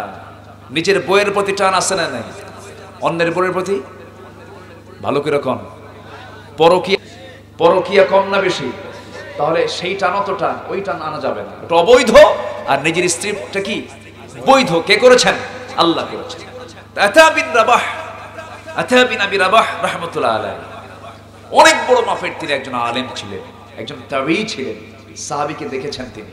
আমরা অনেক ওলিদের জীবন নিয়ে আমরা আলোচনা করি, কিন্তু তাবীদের জীবন নিয়ে আলোচনা খুব কম হয়। অথচ তাবীদের মর্যাদা সাহাবীদের পরেই, তাদের কিছু কথা মাঝে মাঝে আলোচনা হওয়া উচিত। আতা বিন আবি রাবাহ রাহমাতুল্লাহ আলাইহি তিনি আল্লাহকে বলেছেন, আল্লাহ তোমার কাছে আমার 3টা চাওয়া। 1 নাম্বার হলো নারীর প্রতি যেন কোনো টান আমার না আসে, তুমি এটা কবুল করছো। ওনার নারীর প্রতি কোনো টান ছিল না, আল্লাহর কাছে চেয়ে তিনি পেয়েছিলেন। নাম্বার 2 হলো এই হৃদয়ে, এই দিলে যেন পৃথিবীর কোনো ভয় স্থান না পায়, একমাত্র কার ভয় ছাড়া? কার ভয় ছাড়া? আল্লাহর ভয় ছাড়া। নাম্বার 3 হচ্ছে, আল্লাহ তোমার কাছে আমার প্রার্থনা হলো তুমি দয়া করে যে কদিন বাঁচি চোখে যেন ঘুম না থাকে, কিন্তু পারি না, খালি ঘুম ধরে। কি ধরে? ঘুম ধরে। এখন তো মাহফিলে বসে আছেন, রাত হয়ে যাচ্ছে, ঘুম তো ধরবেই। এই ঘুম ছাড়া মুশকিল। এই ঘুম ছাড়বে একদিন। কোথায় গেলে? কবরে গেলে কেন? জান্নাতে গেলে। কোথায় গেলে বলেন? জান্নাতে গেলে। কারণ জাহান্নামে ঢুকলে তো লা ইয়ামুতু ফিহা ওয়ালা ইয়াহইয়া, সে না সেখানে মরবে, না সেখানে জীবিত থাকবে, একটা জটিল জায়গা। আর জান্নাতে ঢুকলে কোনো ঘুম নাই, শুধু আনন্দ, শুধু খাওয়া, শুধু মজা, শুধু তৃপ্তি আর আল্লাহর সাক্ষাৎ। জোরে বলেন সুবহানাল্লাহ। জান্নাতের সবচেয়ে বড় প্রাপ্তি হচ্ছে আল্লাহর সঙ্গে সাক্ষাৎ হওয়া। একটু আস্তে বলেন সুবহানাল্লাহ। দুনিয়াতে কারো বাড়িতে মেহমান হয়ে গেলাম, কিন্তু মেহমান হয়ে যার বাড়িতে গেছে সেই বাড়িওয়ালা কথা কয় না। বলেন ভালো লাগবে? পোলাও, কোরমা, বিরিয়ানি, জর্দা, দই, মিষ্টি সব খাওয়াইছে, কিন্তু বাড়িওয়ালা কথা কয় না। ওই খাবার কি আমার পেটে ঢুকবে? ঢুকবে? আর আপনি কোনো মেহমান হয়ে কারো বাড়িতে গেছেন, আপনারা কিছুই খাওয়ায় নাই, আদা সিদ্ধ ডাল দিয়া, পোড়া বেগুন ভর্তা দিয়া, আর কি বলে আলু ভর্তা দিয়া, একটা ডিম ভাইজা আপনারা খাওয়ায়া বলতেছে, ভাই আপনি আমার মেহমান ছিলেন, কি খাওয়ালাম, কোনো খেদমত করতে পারলাম না, কোনো খেদমত আমি আপনারে করতে পারিনি, আপনি আমারে মাফ করে দিয়েন। ওর মধ্যে আনন্দ আছে না নাই? আসতে বলবেন না, আছে না নাই? আছে। জান্নাত পেলাম, কিন্তু সেই জান্নাতে আল্লাহই নাই। সেই জান্নাত কি আমার জন্য জান্নাত থাকবে? কি হবে? সেই জান্নাত আমার জন্য কি হবে? জাহান্নাম হয়ে যাবে। এজন্য আল্লাহকে আমরা আগে পেতে চাই। আমরা কাকে আগে পেতে চাই? আসিয়ার দোয়া ছিল, আসিয়া আলাইহিস সালাতু ওয়াস সালাম তিনি দোয়া করেছেন, মৃত্যুর আগ দিয়ে দোয়া করতেছেন, আল্লাহ তুমি আমারে জান্নাত দিও, এরকম না, আল্লাহ তুমি আমাকে তোমার ঘরের পাশে একটা ঘর বানায় দিও।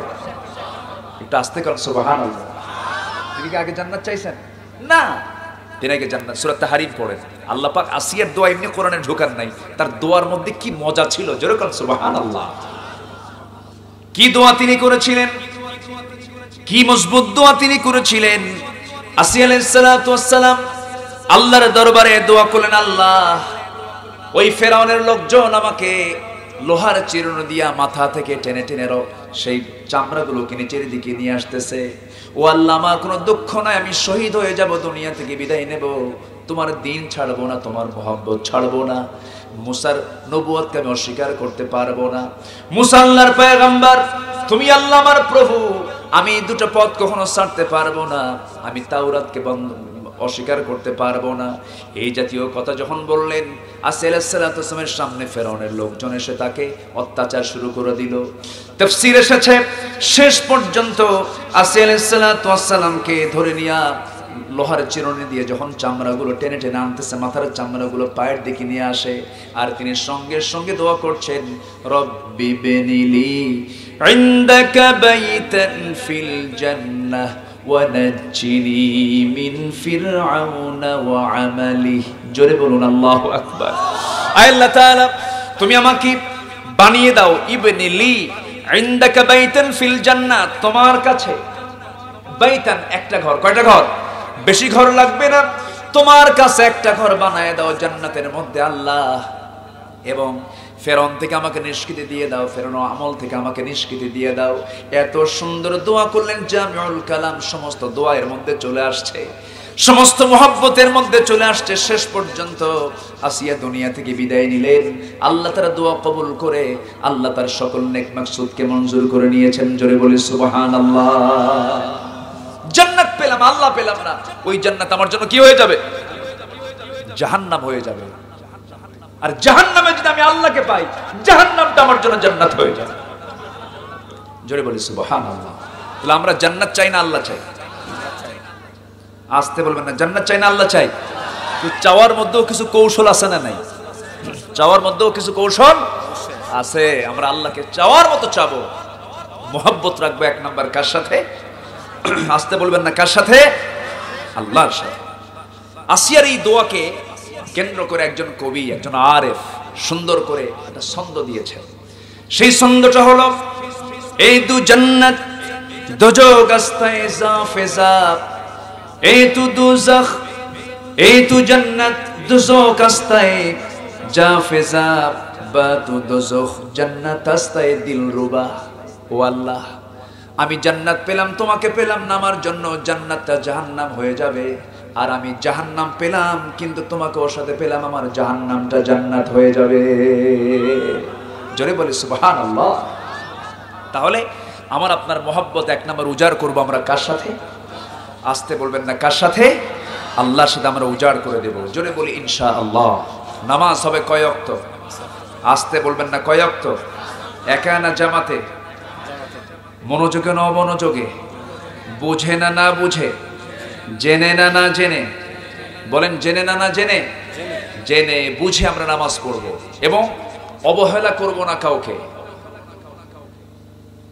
কাউকে আমরা ছোট চোখে দেখব না। ইমানদার কখনো অহংকারী হতে পারে, ইমানদার কখনো অহংকার দেখাতে পারে না।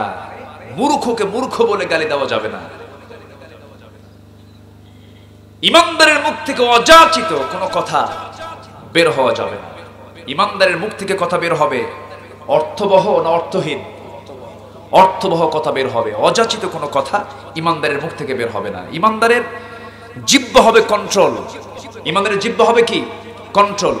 সমস্ত পাপের মূল পয়েন্ট হচ্ছে দুইটা। একটা হচ্ছে দুই চোয়ালের মধ্যস্থ বস্তু জিহ্বা, এবং দুই উরুর মধ্যস্থ বস্তু হলো গোপনাঙ্গ। এই দুই পয়েন্ট দিয়েই, এই দুটো অঙ্গ দিয়েই পৃথিবীর সকল অপরাধের মূল সেন্টার হচ্ছে দুইটা। অপরাধগুলো সংগঠিত হয়ে থাকে। জিহ্বা যার কন্ট্রোল, জান্নাত তার হাতের মুঠোয়। জোরে বলি সুবহানাল্লাহ। আমরা জিহ্বাকে কন্ট্রোল করব। জোরে বলি ইনশাআল্লাহ। জিহ্বার দ্বারা অনেক গুনাহ হয়। জিহ্বা দিয়ে অন্তত 15টা গুনাহ হয়। কয়টা গুনাহ হয়? 15টা গুনাহ হয় জিহ্বা দিয়ে। নাম্বার 1 হচ্ছে মানুষকে খারাপ নামে ডাকা। কি দিয়ে ডাকে? বলেন কি দিয়ে ডাকে?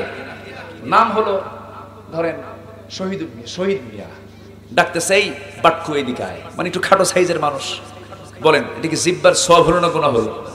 বলেন সওয়াব হলো না গুনাহ হলো? আচ্ছা, ঠাট্টা বিদ্রুপ করা, ঠাট্টা বিদ্রুপ করতে কি লাগে? জিহ্বা লাগে।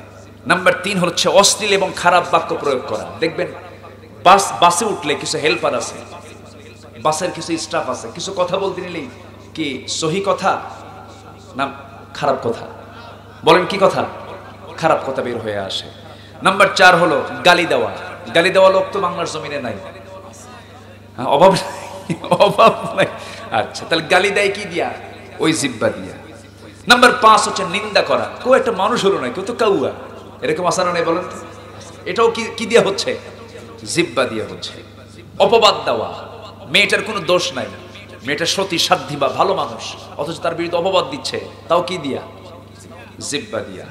এরপরে নাম্বার 7 হচ্ছে চগলখড়ি করা। চগলখড় আছে না কিছু, দুই দিকে কথা লাগায় নাই, এরকম আছে না নাই? এটাও জিহ্বা লাগে। বিনা প্রয়োজনে গোপনীয় কথা ফাঁস করে দেওয়া আছে না নাই? এটাও ফিসফিস করে বললো, এটা কিসের কাজ? জিহ্বার কাজ। মুনাফিকি করা। মুনাফিক তো আমার দেশে খুঁজে পাওয়া যাবে না। হ্যাঁ, মুনাফিক আছে, বহুত আছে। মাঝে মাঝে সাহাবীরা তো আশঙ্কা করতেন, এক সাহাবী রাসূলকে গিয়ে বলতেন না ফাকা হানজালা, না ফাকা হানজালা, হানজালা মুনাফিক হয়ে গেছে। রাসূল বললেন, সাহাবী তুমি এমন করে কথা বলো কেন? হুজুর আমার বইয়ের কথা মনে হয়, ব্যবসার কথা মনে হয়, দুনিয়ার কথা মনে হয়, শুধু দুনিয়াদার দুনিয়াদার মনে হচ্ছে আমাকে, আমি মনে হয় মুনাফিক হয়ে গেছি। রাসূল বলছেন না হানজালা, এরকম বলো না তুমি, বিয়ে আমার সুন্নাত, সংসার পরিচালনা করা আমার সুন্নাত, ব্যবসা করা আমার সুন্নাত, আমার উম্মতের বৈরাগ্য হলো জিহাদের ময়দান। জোরে বলি সুবহানাল্লাহ। সাহাবীরা আশঙ্কা করতেন মুনাফিকি আমার আপনার মধ্যে রাখা যাবে না। মুনাফিকের লক্ষণ 4টা। কয়টা বলেন? 4টা লক্ষণ। ইদা হাদাসা কাযাবা, যখন সে কথা বলবে মিথ্যা বলবে, যখন আমানত তার সামনে রাখা হবে আমানতের খেয়ানত করো। ইন্নাল মুনাফিকিনা লাকাযিবুন, মুনাফিকরাই হতে পারে সবচাইতে বড় মিথ্যাবাদী। আমার দেশে সত্যবাদী মানুষ বেশি না মিথ্যাবাদী মানুষ বেশি? বলেন সত্যবাদী মানুষ বেশি না মিথ্যাবাদী মানুষ বেশি? রাজনৈতিক মঞ্চে দাঁড়ায়া মাইক নিয়ে যারা বটতলায় গাছতলায় যারা কথা বলে, তাদের মুখে বেশি সত্য কথা না চাপা? বলেন বলেন, শুধু চাপা মারে, আমি কি করেছি, এই করেছো, এই করেছি। কিন্তু আজকে যদি প্রত্যেকটা রাজনীতিবিদের মুখে যদি এই কথাটা থাকতো, আমার কর্মী ভাইরা আজান যখন হয়ে যাবে নামাজ পড়বে, আজান যখন হয়ে যাবে নামাজের দিকে দৌড়াবে, মিথ্যা কথা বলবা না, ওজনে কম বেশি করবা না, কাবিখার মালগুলো সবার হাতে হাতে পৌঁছায় দিবা, রাস্তার প্রজেক্টের কাজগুলো ঠিক মতো পৌঁছায় দিবা, আমানতের খেয়ানত করবা না। এই যে কথাগুলো বললাম, এই সমস্ত আচরণগুলো যদি আজকে নেতৃবৃন্দের ভিতরে যদি জাগ্রত থাকতো, বাংলাদেশের কোনো রাস্তাঘাট আজকে এরকম অচল থাকতো না। সমস্ত রাস্তাঘাটগুলো অচল থাকতো না, যে কাজগুলো হতো সে কাজগুলো 50 বছর হাত দেওয়া লাগতো না। দুঃখজনক হলো সত্য, রাস্তার কাজ শুরু হয় একদিক থেকে, শেষ না হতে হতে ওইদিকে চামড়া নাই। আসতে কোন কেন, জোরে কোন, ঠিক কিনা? এদিকে আমানত রক্ষা না, আমানতের খেয়ানত করা। 100 টাকার কাজ হলো, 100 টাকা বরাদ্দ হলো, তার মধ্যে 25% অমুকজন খাইছে, 20% অমুকজন খাইছে, খাইতে খাইতে শেষ পর্যন্ত কোনো মতো আছে, এটা দিয়ে লাভ কোনো মতো কাজ করে শেষ করে দিল। এটা কি আমানত রক্ষা হলো না খেয়ানত হলো? এটা কাদের লক্ষণ? ইমানদারের লক্ষণ না মুনাফিকের লক্ষণ? কিসের লক্ষণ? মুনাফিকের লক্ষণ। ওয়াদা ভঙ্গ করা, মিথ্যা কথা বলা, বাজে কথা বলা, তর্ক বিতর্ক করতে নিয়ে খারাপ বাক্য প্রয়োগ করে, এগুলো মুনাফিকের লক্ষণ। সব জিহ্বা দিয়ে এগুলো হয়ে থাকে। এরপরে নাম্বার 10 হলো বেহুদা অতিরিক্ত কথা বলা। 11 নাম্বার হলো বাতিল হারাম জিনিস নিয়ে আলোচনা করে আনন্দ লাভ করা। গীবত করা, গীবত তো নাই। গীবত কি? গীবত কি আছে সমাজে? গীবত চালু আছে? গীবত কি সত্য কথা না মিথ্যা কথা? সত্য কথা। গীবত তো সত্য কথা। কারো সত্য কথা অপ্রিয়, তার আড়ালে অন্য কাউকে বলে বেড়া, এটা কি? এটাকে কি বলে? গীবত বলে। কারো কোনো সত্য ঘটনা, হয়তো তার অপছন্দনীয় কোনো কাজ আপনি দেখতে পেয়েছেন, তার অসাক্ষাতে আপনি অন্য কাউকে বললেন। তাফসীরে এসেছে, যদি কোনো বান্দা এর সমস্ত গীবতের কাজগুলো করে, যার গীবত করা হলো তার জন্য প্লাস। তার কি জন্য প্লাস? যে ব্যক্তির গীবত করতেছে ওই ব্যক্তির জীবনে যত গুনাহগুলো ছিল সেই গুনাহগুলো যে গীবত করেছে তার আমলনামায় চলে যাবে, আর তার ভালো আমলনামাগুলো তার কাছে চলে আসবে। কিয়ামতের দিন ওই গীবতকারী বান্দা আল্লাহর সামনে দাঁড়িয়ে বলবে, আল্লাহ আমার তাহাজ্জুদ কই গেল, ও আল্লাহ আমার 5 ওয়াক্ত নামাজ কই গেল, ও আল্লাহ আমার দান সদকাগুলো কই গেল, সব তো বিদায় নিয়েছে, একটাও তো আমার আমলনামায় নাই, সব তো ফাঁকা হয়ে গেছে। আল্লাহ বলবেন, বান্দা অমুকের গীবত করেছিলি, সমস্ত আমলগুলো তার আমলনামায় চলে গেছে। গীবত করা যাবে না। গীবত হয় কি দিয়া? বলেন কি দিয়া? জিহ্বা দিয়ে 15টা গুনাহ হয়, 12টা বললাম। 13 নাম্বার হলো খারাপ উপনামে ডাকা, নাম্বার 14 হলো অভিশাপ দেওয়া, নাম্বার 15 হলো সামনাসামনি প্রশংসা করা। দেখবেন তোষামদি আছে না নাই? ভাই আপনি তো খুব ভালো মানুষ, আছেন এরকম আছে না? ভালো মানুষ বলতে বলতে তারে পাম দিয়ে দিয়ে উপরের দিকে তোলে, কিন্তু মনে তা নাই। এই জাতীয় স্বভাব যারা থাকবে, যাদের মধ্যে থাকবে, এগুলো হচ্ছে জিহ্বার খেয়ানত করা, জিহ্বা দ্বারা গুনাহ করা, মিথ্যা স্বপ্ন বলা, চিৎকার চেঁচামেচি করা, উচ্চ আওয়াজে কথা বলে গাধা, উচ্চ আওয়াজে কথা বলে কি গাধা। ইন্নান কারাল আসওয়াতিলা সাউতিল হামিদ, সবচেয়ে উচ্চ আওয়াজে গাধা কথা বলে। ইমানদার কখনো উচ্চ আওয়াজে কথা বলবে না। ইমানদারের কথা হবে নম্র ভদ্র স্বভাবের। একটা কথা বের হওয়ার আগেই চিন্তা করবে আমার কথাটা কতটুকু সত্য, কতটুকু মিথ্যা, কতটুকু জায়েজ, কতটুকু না জায়েজ। এরকম করে কোন বান্দা যদি নিয়মিত দিনটাকে সুন্দর করে সাজিয়ে গুছিয়ে যদি জিহ্বার কন্ট্রোল করতে পারে, রাসূল বলেছেন, মান আযমানুলি মা বাইনা লিহইয়াইহি ওয়া মা বাইনা রিজলাইহি আযমানা লাহুল জান্নাহ। যে ব্যক্তি 2 চোয়ালের মধ্যস্থ বস্তু জিহবা, 2 উরুর মধ্যস্থ বস্তু গোপন অঙ্গের যে হেফাজত করবে, আমি রাসূল নিজে তার জন্য বেহেশতের জামিন হয়ে যাব।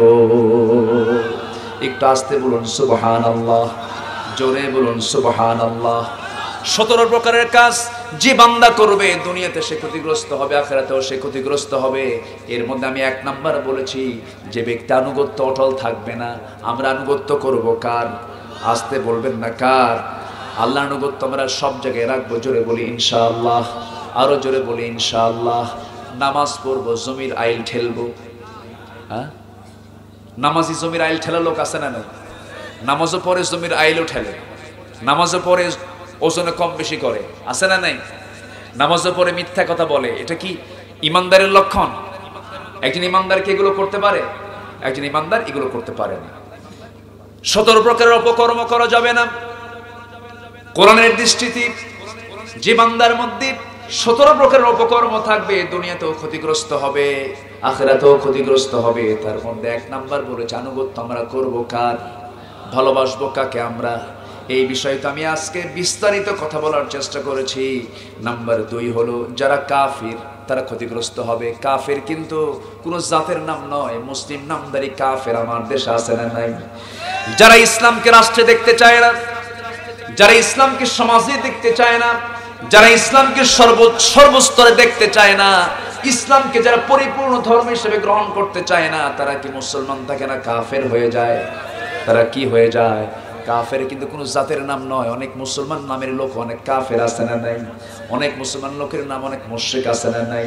আপনি মুসলমান, আপনি 5 ওয়াক্ত নামাজ পড়েন, কিন্তু আপনি যদি দুর্গা পূজায় গিয়ে যদি তৃপ্তির ঢেকুর গেলেন, আবার সেই জায়গায় গিয়ে যদি মজা পান, আনন্দ পান, আপনি ভাববেন, আপনি নিশ্চিত হয়ে যান আপনার মধ্যে আল্লাহ নাই, আপনার মধ্যে ভূত ঢুকছে। ঠিক কি না? আপনার মুখে কেন তাদের প্রশংসা বের হবে? আমার হিন্দু ভাইরা তাদের মন্দিরে যাচ্ছেন, তারা পূজা অর্চনা করছেন, বাস আমাদের কোনো কমেন্ট নেই। তাদের ধর্ম তাদের কাছে, আমার ধর্ম আমার কাছে। লা ইকরাহা ফিদ্দীন, দিন গ্রহণের জবরদস্তি নাই। তারা মুসলমান হতেই হবে এমনটাও না। আমি তোরে কালিমার দাওয়াত দিলাম, তুই মুসলমান হতে পারিস, সেটা ভালো কাজ। কোরআন তোমার সামনে স্পষ্ট আছে। কোরআন কি শুধু মুসলমানদের পৈতৃক সম্পত্তি নাকি? কোরআন সবার জন্য। জোরে বলে সুবহানাল্লাহ। আমার রাসূল কি শুধু আমাদের রাসূল? সবার জন্য মডেল। জোরে বলি সুবহানাল্লাহ। আমার আল্লাহ কি শুধু মুসলমানদের আল্লাহ? আমার আল্লাহ সবার আল্লাহ। জোরে বলেন সুবহানাল্লাহ। সবার তিনি আল্লাহ। দুর্গা পূজার নারিকেলের নাড়ু না খাইলে অনেক মুসলমানের ভাত হজম হয় না, আছে না নাই? এত বড় নিচু তুমি মুসলিম পরিবারের সন্তান হয়ে তুমি চলে যাও সেখানে নারিকেলের নাড়ু খাওয়ার জন্য। লজ্জা শরম হায়া কিচ্ছু নাই। তারা তো আমাদের জানাজায় আসে না, তারা তো জানাজায় হাজিরা দেয় না, তারা তো ঈদগাহে আসে না, তারা তো জুমার নামাজে আসে না। তুমি যাও কেন? যুবক, তোমার যাওয়া যাবে না। সম্মানিত ভাইয়েরা, গাছ যার যার, ফল তার তার, ব্যাংকের অ্যাকাউন্ট যার যার, টাকা তার তার, ধর্ম যার যার, উৎসব তার তার। উৎসব সবার হতে পারে, ঠিক কিনা? আমরা তো বুঝতে চাই না। আল্লাহ তুমি সবাইকে বোঝার তৌফিক দিয়ে দাও। জোরে বলি আমিন। একটা মহলকে সন্তুষ্ট করতে গিয়ে আপনি ঈমানকে বিক্রি করবেন কেন? একটা মহলকে সন্তুষ্ট করতে গিয়ে ঈমানকে বিক্রি করা যাবে না। আল্লাহ তুমি সবাইকে বোঝার তৌফিক দিয়ে দাও। অনেক কথা বলে ফেলেছে, আসুন দোয়া করি। দোয়া করবেন না তাহলে চলে যাই। এলাকায় যেহেতু দোয়া হয় না, আর কি করবো? দোয়া হয় তো, এখানে দোয়া হয় নাকি? আচ্ছা, আমরা দোয়া করবো। জোরে বলি ইনশাআল্লাহ। তাহলে হ্যাঁ, কিছুক্ষণ পরে আমরা দোয়া করবো। তাহলে যারা কাফির, তারা দুনিয়াতেও তাদের লস, আখিরাতেও তাদের লস। কাফির হওয়া যাবে, আনুগত্য অটল থাকতে হবে। জোরে বলি ইনশাআল্লাহ। আরো জোরে বলি ইনশাআল্লাহ। আসুন একটু চেষ্টা করি 17 প্রকার অপকর্ম কি কি, একটা একটা করে জাস্ট শুধু পয়েন্ট আকারে আমি বলার চেষ্টা করছি। ঈমান আনতে অস্বীকার করে এমন কিছু লোক আছে না নাই?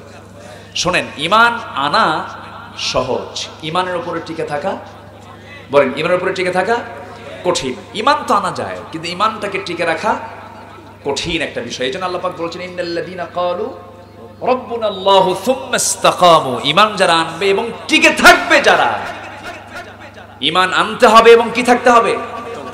অটল থাকতে হবে। মুনাফিক হওয়া যাবে না, ফাসুকি করা যাবে না, খারাপ কাজ করা যাবে না, কোনো পাপ কাজে জড়ানো যাবে না। এটাই হচ্ছে অটল থাকা।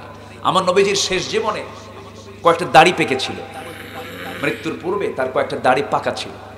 আম্মা জান আয়েশা একদিন বলছেন, ইয়া রাসূলুল্লাহি, আপনার দাড়িগুলো পেকে যাচ্ছে। আমি নিজের চোখে দেখলাম আপনার বেশ কিছু দাড়ি পেকে গেছে। রাসূল কেঁদে ফেলে বলছেন, আয়েশা, আমার দাড়িগুলো পাকতো না, তবে একটা আয়াত আমার দাড়িগুলো পাকায়া দিয়েছে। কোন আয়াত? ফাস্তাকিম কামা উমিরতা। হে রাসূল, আপনাকে যা আদেশ করা হয়েছে আপনি তার উপর অটল থাকেন, ইস্তেকামাত থাকেন। এই আয়াতটা আমাকে বৃদ্ধ বানায়া দিয়েছে। বাল্লিগ মা উনজিলা ইলাইক ফাইন লাম তাফআল ফামা বাল্লাগতা রিসালাতাহ। এই সমস্ত আয়াত ওয়াইশ আমাকে বৃদ্ধ বানিয়ে দিয়েছে। আমার ভাইয়ের ঈমান তো এনেছি, ঈমানের লোডটা নিয়ে রাখতে হবে। ঈমানটাকে নষ্ট করা যাবে না। আমার ব্যবসা হেরে যাবে, আমি আবার ফিরে পেতে পারি। আমার লস হয়ে যাবে, সেই লসটা আবার পোষায় নিতে পারি। কিন্তু ঈমানটা যদি হেরে যায়, ঈমানটা আর ফিরে পাওয়া যাবে না। এই জন্য আমরা ঈমানটা ধ্বংস করব না, রক্ষা করব। ঈমানটা ধ্বংস করব না, রক্ষা করব। রক্ষা করতে হবে। ঈমান আনতে অস্বীকার যারা করবে তাদের জন্য ক্ষতি হয়ে যাবে। মহান রব্বুল আলামিন সুন্দর করে বলছেন, ওয়া মান ইয়াকফুর বিল ঈমানি ফাকাদ হাবিতা আমালুহু ওয়া হুয়া ফিল আখিরাতি মিনাল খাসিরিন। সূরা মায়েদা 5 নম্বর আয়াতে আল্লাহ রাব্বুল আলামিন বলছেন, যারা ঈমানকে যারা অস্বীকার করবে, আল্লাহ রাব্বুল আলামিন বলছেন তারা আখিরাতে ক্ষতিগ্রস্তদের অন্তর্ভুক্ত হয়ে যাবে। খুসরান শব্দ থেকে আল্লাহ রাব্বুল আলামিন এখানে ব্যাখ্যা করেছেন, খুসরানটা কি? নোকসান এবং খুসরানের মধ্যে তফাৎ হলো। নোকসান হলো ব্যবসা করতে নেমেছি, লাভ হয় নাই, কিন্তু পুঁজিটা আমার ঠিক ছিল, এটা হচ্ছে নোকসান। আর খুসরানটা হলো ব্যবসা করতে নেমেছি, পুঁজি নিয়া, লাভ তো দূরে থাক, পুঁজি শুদ্ধ আউট হয়ে গেছে, এটার নাম হচ্ছে খুসরান। অর্থাৎ ঈমান যারা হারা হয়ে যাবে তাদের জন্য এমন নোকসান হবে, পুঁজি পাটটাও থাকবে না, তারা সোজা জাহান্নামের দিকে চলে যাবে। আমরা ক্ষতিগ্রস্ত হতে চাই না, আমরা ঈমানদার হতে চাই। জোরে বলি ইনশাআল্লাহ। নাম্বার 4 হলো, ইসলাম ছাড়া অন্য কোনো ধর্মকে যদি কেউ গ্রহণ করে, আমাদের দেশে বহু মুসলমান আছে ইসলামকে বাদ দিয়ে অন্য কিছুকেও গ্রহণ করে, আছে না নাই বলেন? আছে। আমার ভাইরা, আল্লাহ রাব্বুল আলামিন বান্দাকে স্পষ্ট করে জানিয়ে দিচ্ছেন, ইসলামকে ছেড়ে দিয়ে অন্য কিছুকে গ্রহণ করলে কি হবে। আল্লাহ আয়াতের শেষেও বলছেন, ও মাইয়াবতাগি গায়রাল ইসলামি দীনান ফালান ইউকবালা মিনহু ওয়া হুয়া ফিল আখিরাতি মিনাল খাসিরিন। ইসলামকে দ্বীন হিসেবে গ্রহণ না করে অন্য কোনো দ্বীনকে তুমি যদি গ্রহণ করতে যাও, ক্ষতিগ্রস্ত হয়ে যাবে, আখিরাতে ক্ষতিগ্রস্তদের তুমি অন্তর্ভুক্ত হয়ে যাবে। নাম্বার 5 হলো, আল্লাহর সাথে সাক্ষাৎ করাকে যারা মিথ্যা প্রতিপন্ন করে, আরে মরে যাব আবার তাজা হব, আল্লাহর সঙ্গে সাক্ষাৎ হবে, হুজুরদের কাল্পনিক কথা, এরকম কিছু বলার লোক আছে না নাই? আসতে বলবেন না, আছে না নাই? আল্লাহ বলছেন, কদ খাসিরাল্লাযীনা কাযযাবু বিলিকাইল্লাহ। আল্লাহ বলছেন বড়ই ক্ষতিগ্রস্ত তারা হবে যারা আল্লাহর সঙ্গে সাক্ষাৎকে যারা মিথ্যা প্রতিপন্ন করবে, তারা বড়ই ক্ষতিগ্রস্ত হয়ে যাবে। নাম্বার 6 হলো আখিরাতের প্রতি বিশ্বাস না রাখা। এমন লোক আছে না নাই? আছে। আল্লাহ বলছেন শোনো, ইন্নাল্লাযীনা লা ইউমিনুনা বিল আখিরাহ যায়্যান্না লাহুম আ'মালাহুম ফাহুম ইয়া'মাহুন উলাইকা আল্লাযীনা লাহুম সুউল আযাবি ওয়া হুম ফিল আখিরাতি হুমুল আখসারুন। জোরে বলুন আল্লাহু আকবার। সূরাতুন নামল আয়াত নাম্বার 4 এবং 5 আল্লাহ বলছেন আখিরাতের প্রতি যারা বিশ্বাস রাখবে না তারা ক্ষতিগ্রস্ত হয়ে যাবে। নাম্বার 7 হলো যারা ওই সমস্ত ব্যক্তিরা যারা মনে করবে পরকালে তার বিপক্ষে কেউ সাক্ষী দেবে না, এরকম অনেকে বিশ্বাস যারা করবে তাদের জন্য ক্ষতি, তাদের জন্য দুনিয়ার ক্ষতি এবং আখিরাতের ক্ষতি। কে বলছেন? আসতে বলবেন না, কে বলছেন? নাম্বার 8 হলো আল্লাহর আয়াতকে যারা অস্বীকার করবে, মিথ্যা প্রতিপন্ন করবে। হুজুররা এই সমস্ত ওয়াজগুলো করে, এগুলো কি কথা, আজগবি কথা, এরকম বলার লোক আছে না নাই? আছে না? এরকম আছে না? বলেন। এগুলো হুজুরদের কল্পিত কথা, বানানো কথা। হয়তো মুখে প্রকাশ করতে পারে না, পেটন খাওয়ার ভয় হয়তো প্রকাশ করে না, কিন্তু মনে মনে তারা অস্বীকার করে ফেলে।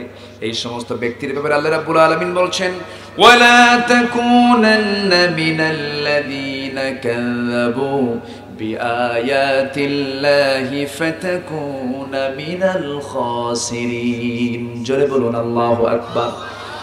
আল্লাহর আয়াতকে যারা মিথ্যা প্রতিপন্ন করবে তারা এই সমস্ত ব্যক্তির আখিরাতে ক্ষতিগ্রস্ত হয়ে যাবে। আমরা সবকে অস্বীকার করতে পারি, কিন্তু আল্লাহর কালামকে অস্বীকার করতে পারি না। এই আল্লাহর কালামকে নিয়ে যারা অপমানজনক কোন অধ্যায় সূচনা করবে, সে আমার বাপ হলেও ছাড়বো না, সে আমার ভাই হলেও ছাড়বো না। কোরআনকে যারা অপমান করতে চাও তাদের আমরা জিহ্বা টেনে ছিঁড়ব।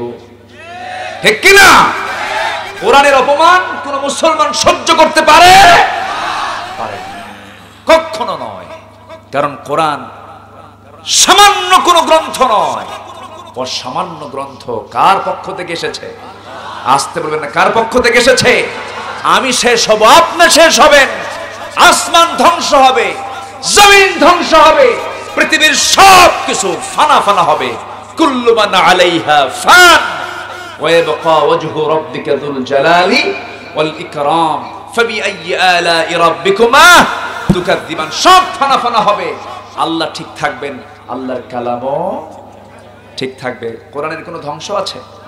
কোরআনের কোনো ধ্বংস আছে? কোরআনকে তোমরা কোথায় রাখো, কোথায় রাখবে? কিচ্ছু হবে না। আল্লাহ নিজে বলছেন ওয়া ইন্না লাহু লাহাফিজুন। কোরআনকে আমি আল্লাহ নিজের সংরক্ষণের দায়িত্ব আমি আল্লাহ নিজে গ্রহণ করেছি। জোরে বলি সুবহানাল্লাহ। ইসলামের বিরোধিতা করে আপনি কোনো লাভ করতে পারবেন না। ইসলামের বিরুদ্ধে ষড়যন্ত্র করে আপনি ইসলামের কিছুই করতে পারবেন না। আপনি মরে যাবেন, আপনি হেরে যাবেন, আমি হেরে যাব। ইসলাম ছিল, আছে, থাকবে। ঠিক কিনা? সেই ইসলামকে জমিনে কায়েমের জন্য আল্লাহর পক্ষ থেকে আল্লাহ বান্দার কাছ থেকে চাচ্ছেন তুই জান এবং মাল দিনের জন্য তুই খরচ কর। সবাই কি খরচ করতে রাজি আছেন? আল্লাহর জমিন, আল্লাহর দিন কায়েমের জন্য জান এবং মাল কুরবান দিতে রাজি আছেন কারা? একটা হাত উঁচু করে দেখেন মুসলমান। আল্লাহ তুমি সবার হাতকে কবুল করে নাও। জোরে বলি আমিন, আরো জোরে বলি আল্লাহুম্মা আমিন। অনেক রাত হয়েছে, অনেক রাত হয়েছে, যা হয়েছে বলি আলহামদুলিল্লাহ। জোরে বলি আলহামদুলিল্লাহ। মন চায় আরো কথা বলি, আরো কথা বলি, কিন্তু রাত তো অনেক হলো। যতটুকু হয়েছে আমরা বলি না আলহামদুলিল্লাহ? জোরে বলি আলহামদুলিল্লাহ।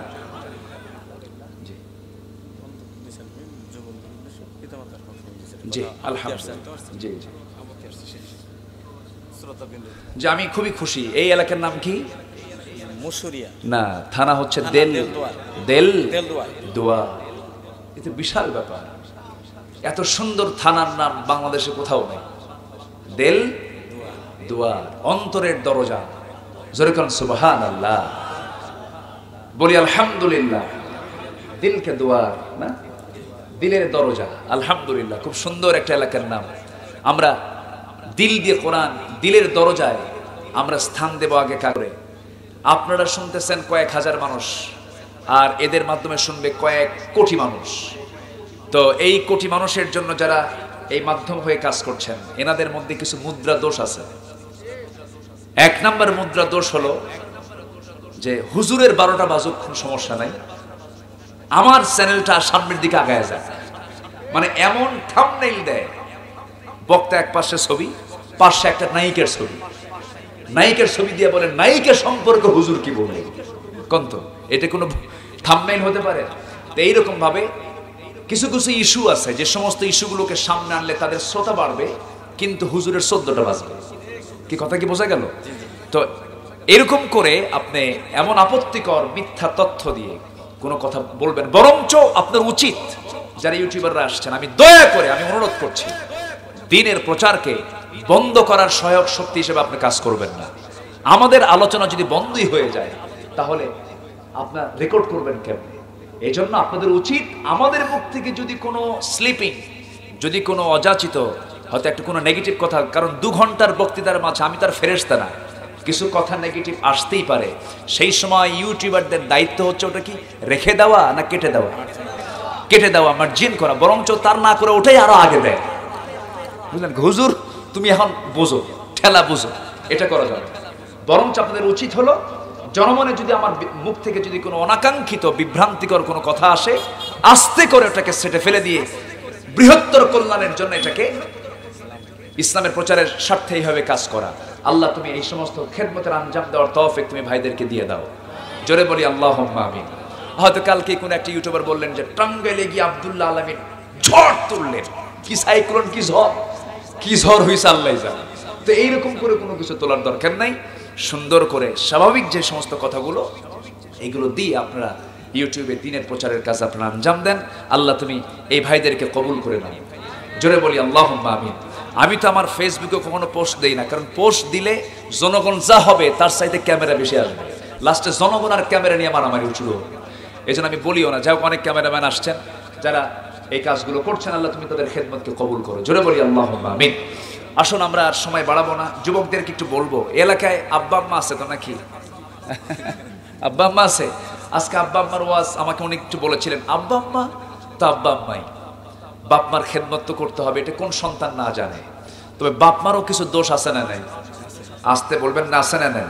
সন্তান আব্বা আম্মাকে পিটায় কেন? আব্বা আম্মা সন্তানকে সেই শিক্ষা দেয় নাই? কিছু সমস্যা আছে না নাই? আছে। এই জন্য আদর্শ পিতামাতাও হতে হবে, আদর্শ সন্তানও হতে হবে। সব শিক্ষাগুলো আছে কোন কিতাবে বলেন? কোরআনে আছে। আপনি বাবা, আপনার সন্তানের কাছ থেকে সুন্দর আচরণ আশা করেন, আপনাকে আদর্শ বাবা হতে হবে, আপনাকে আদর্শ মা হতে হবে। আপনার সন্তান কেন এমন আচরণ করবে? আচরণ করতেই পারে না, আপনাকে ধৈর্যের পিরামিড হতে হবে।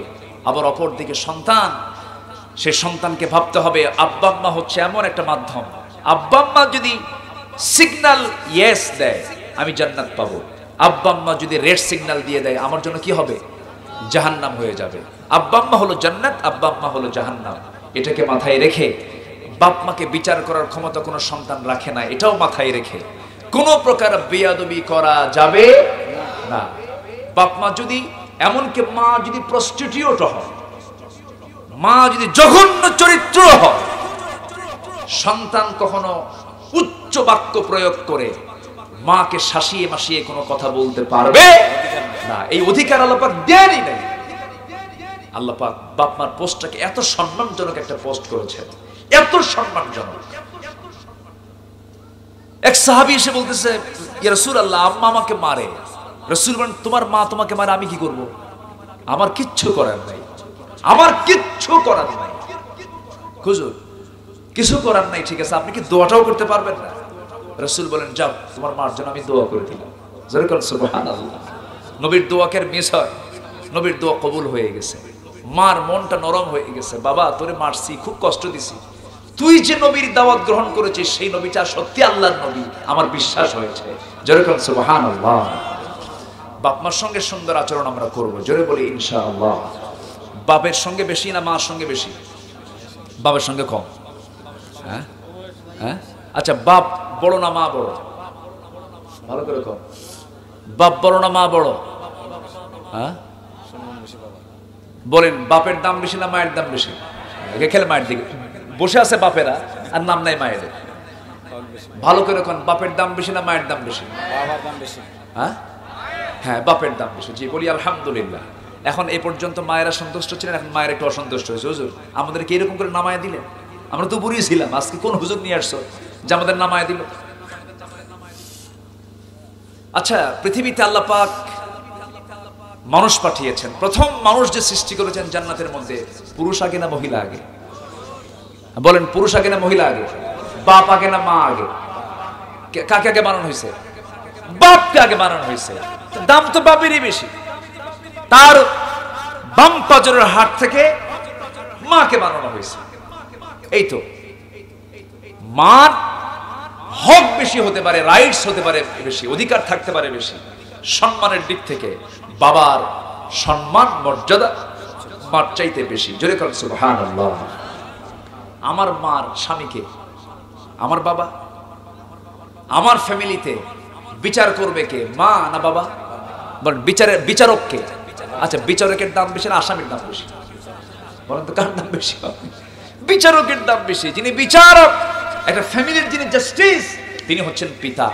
রিদার রব্বি ওয়া রিদাল ওয়ালিদি ওয়া সাখতুহু ফি সাখতিল ওয়ালিদ। পিতা খুশি, আল্লাহ খুশি। পিতা নারাজ, আল্লাহ নারাজ।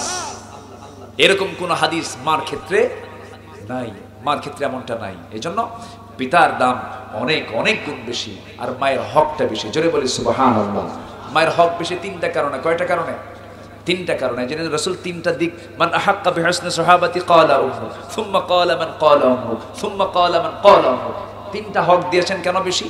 পেটে ধারণ করে বাবা না মা? পেটে সন্তান ধারণ করেন কে? মা। বাপকে কষ্ট করতে হয় না। নাম্বার 2 হলো ডেলিভারির যন্ত্রণা মাকে সহ্য করতে হয়, বাবাকে করতে হয় না।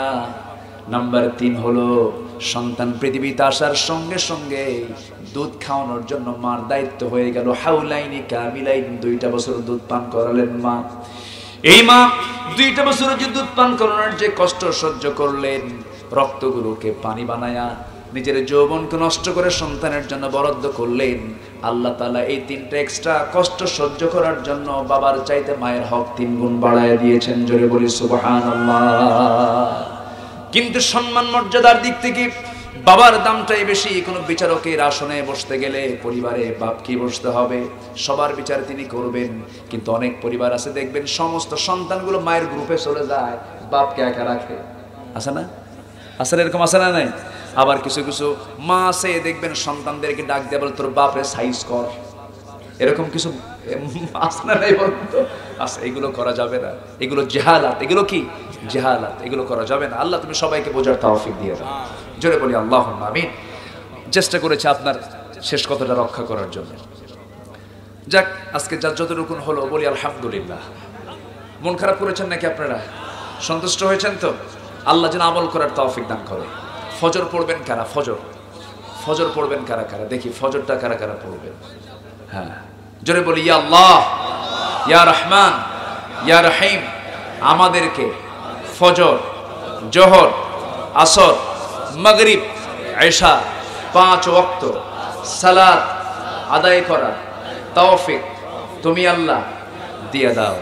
জোরে বলি আমিন। আরো জোরে আমিন। হাত নামান। কষ্ট পেলেন? আচ্ছা, বাড়িতে বউ বাচ্চা আছে না নাই? মেয়ে আছে না নাই? মেয়ে কলেজে গেলে কি কি কি পড়ায় দিবেন? বলেন, কি পড়ায় দিবেন? বোরকা পড়তে হবে। বোরকা পড়া কি? বলেন বলেন বলেন বলেন। বোরকা পড়া কি? ফরজ। স্ত্রীর গায়েও কি দিতে হবে? বোরকা পড়ায় দিতে হবে। এই বিষয়গুলো পুরুষদেরকে খেয়াল রাখতে হবে। একটা নারী 4 জন পুরুষকে জাহান্নামে নিয়ে যাবে। স্বামীকে, বড় ছেলেকে, বাবাকে, আর কি বড় ভাইকে। এই 4 জনকে জাহান্নামে নিয়ে যাবে একজন নারী। এজন্য স্বামী হিসাবে, বড় ভাই হিসাবে, বাবা হিসাবে দায়িত্ব আছে না নাই? আছে।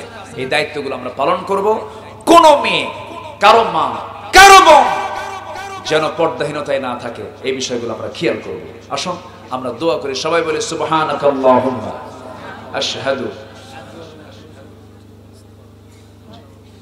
আশহাদু আন লা ইলাহা ইল্লা আনতা আস্তাগফিরুকা ওয়া আতুবু ইলাইকা।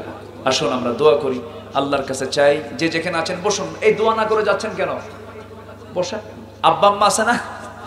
যারা আব্বা আম্মা নাই তিনি চলে যান, তাছাড়া কি বলবো আর। বসেন, আমরা এতটুকু সময় থাকলাম, একটু বসেন, দোয়াটা করে যাই আমরা। যুবকরা আজকে মাহফিলটার আয়োজন করে, এই যুবকরা কি নামাজ পড়ে? যে যুবকরা আয়োজন করছে, হ্যাঁ নামাজ পড়ে সবাই? যে যুবকরা মাহফিলের আয়োজন করেছে তারা কি নামাজ কালাম পড়ে? নামাজ পড়ে? বলি আলহামদুলিল্লাহ, জোরে বলি আলহামদুলিল্লাহ। আমার পিছনে যে ভাইটা আছেন, নামটা ভুলে গেছে ভাই, আফজাল ভাই, উনি চট্টগ্রাম থাকেন, অনেক কষ্ট করেছেন মাহফিলের জন্য। আমার সাইফুল ভাই কোথায়? সাইফুল ভাই আছেন তো? বলি আলহামদুলিল্লাহ, অনেক মেহনত করেছেন। মানে একটা প্রশাসনের সার্বিক যে তৎপরতা থাকে, এই যুবকরা সুন্দর করে তারা মনিটরিং এর মধ্য দিয়ে এত সুন্দর করে সিস্টেম করে মাহফিলটার আয়োজন করেছেন। বলি আলহামদুলিল্লাহ। আল্লাহ তুমি আমার সাইফুল ভাই, আমার আফজাল ভাইদের খেদমতকে তুমি আল্লাহ কবুল করো। বিশেষ করে আফজাল ভাই, তিনি দোয়া চেয়েছেন দৈনিক আজাদী পত্রিকার যিনি সম্পাদক এম এ মালিক, তিনি এই মাহফিলটার ব্যাপারে অনেক মেহনত করেছেন, অনেক ভূমিকা তিনি পালন করেছেন। এবং আমরা দেলদুয়ারের প্রশাসনকে ধন্যবাদ জানাচ্ছি এবং টাঙ্গাইলের প্রশাসনকে আমরা ধন্যবাদ জানাচ্ছি এই সৎ কাজে, ভালো কাজে এবং তাদের অংশগ্রহণ এবং তাদের সহযোগিতার জন্য। আল্লাহ তুমি সবার খেদমতকে তুমি আল্লাহ কবুল আর মঞ্জুর করে নাও। আসুন নামাজে আমরা দোয়ার জন্য নামাজের হালতে বসে যাই, নামাজের সুরতে আমরা বসে যাই, আমরা আল্লাহর কাছে চাবো আল্লাহ যেন আমাদের সকলের চাওয়াকে কবুল আর মঞ্জুর করে নেন। আপনি দোয়া করেন। জি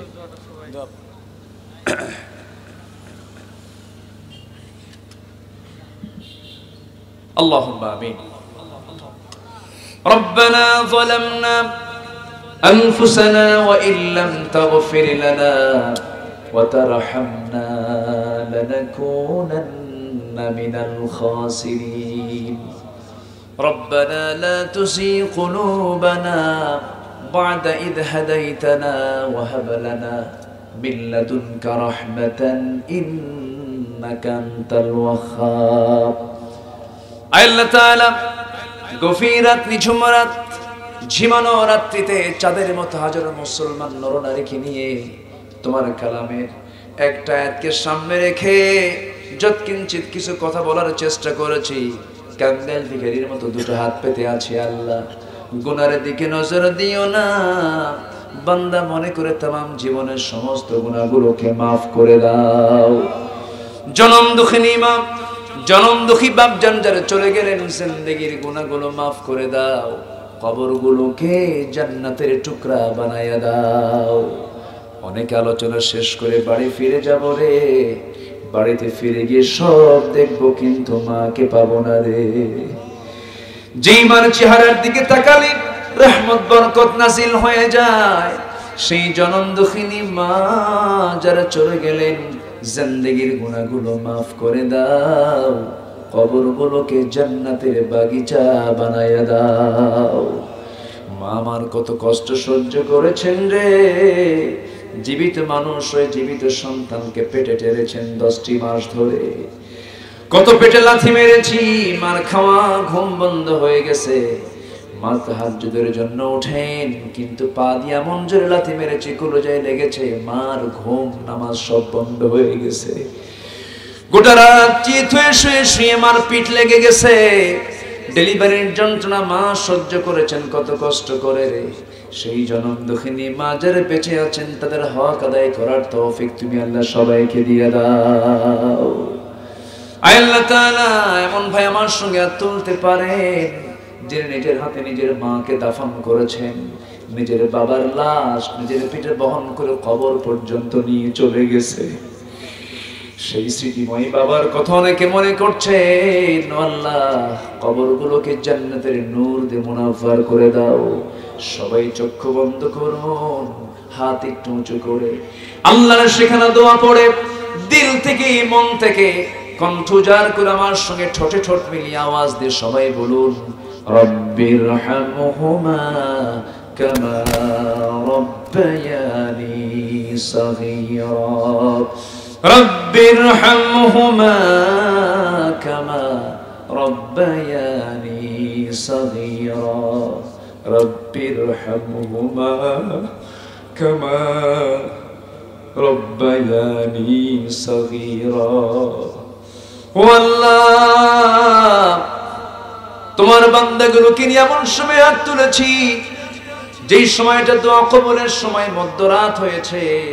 অনেক বান্দিরা আমার সঙ্গে হাত তুলেছে, তোমার অনেক সকল বান্দারা হাত তুলেছে। দিল দুয়ারের বান্দাগুলো দিল খুলে তোমার কাছে কি যেন চাচ্ছে। আল্লাহ, যে ঘরে ছেলে নাই ছেলে দাও, যে ঘরে মেয়ে নাই মেয়ে দাও, পুঁজিতে ঘাটতি পুঁজিতে বরকত দিয়ে দাও, পরিবার অশান্তি শান্তি দিয়ে দাও, রোগাক্রান্তকে রোগ মুক্ত করে দাও, ঋণগ্রস্তকে ঋণ মুক্ত হওয়ার তৌফিক দিয়ে দাও।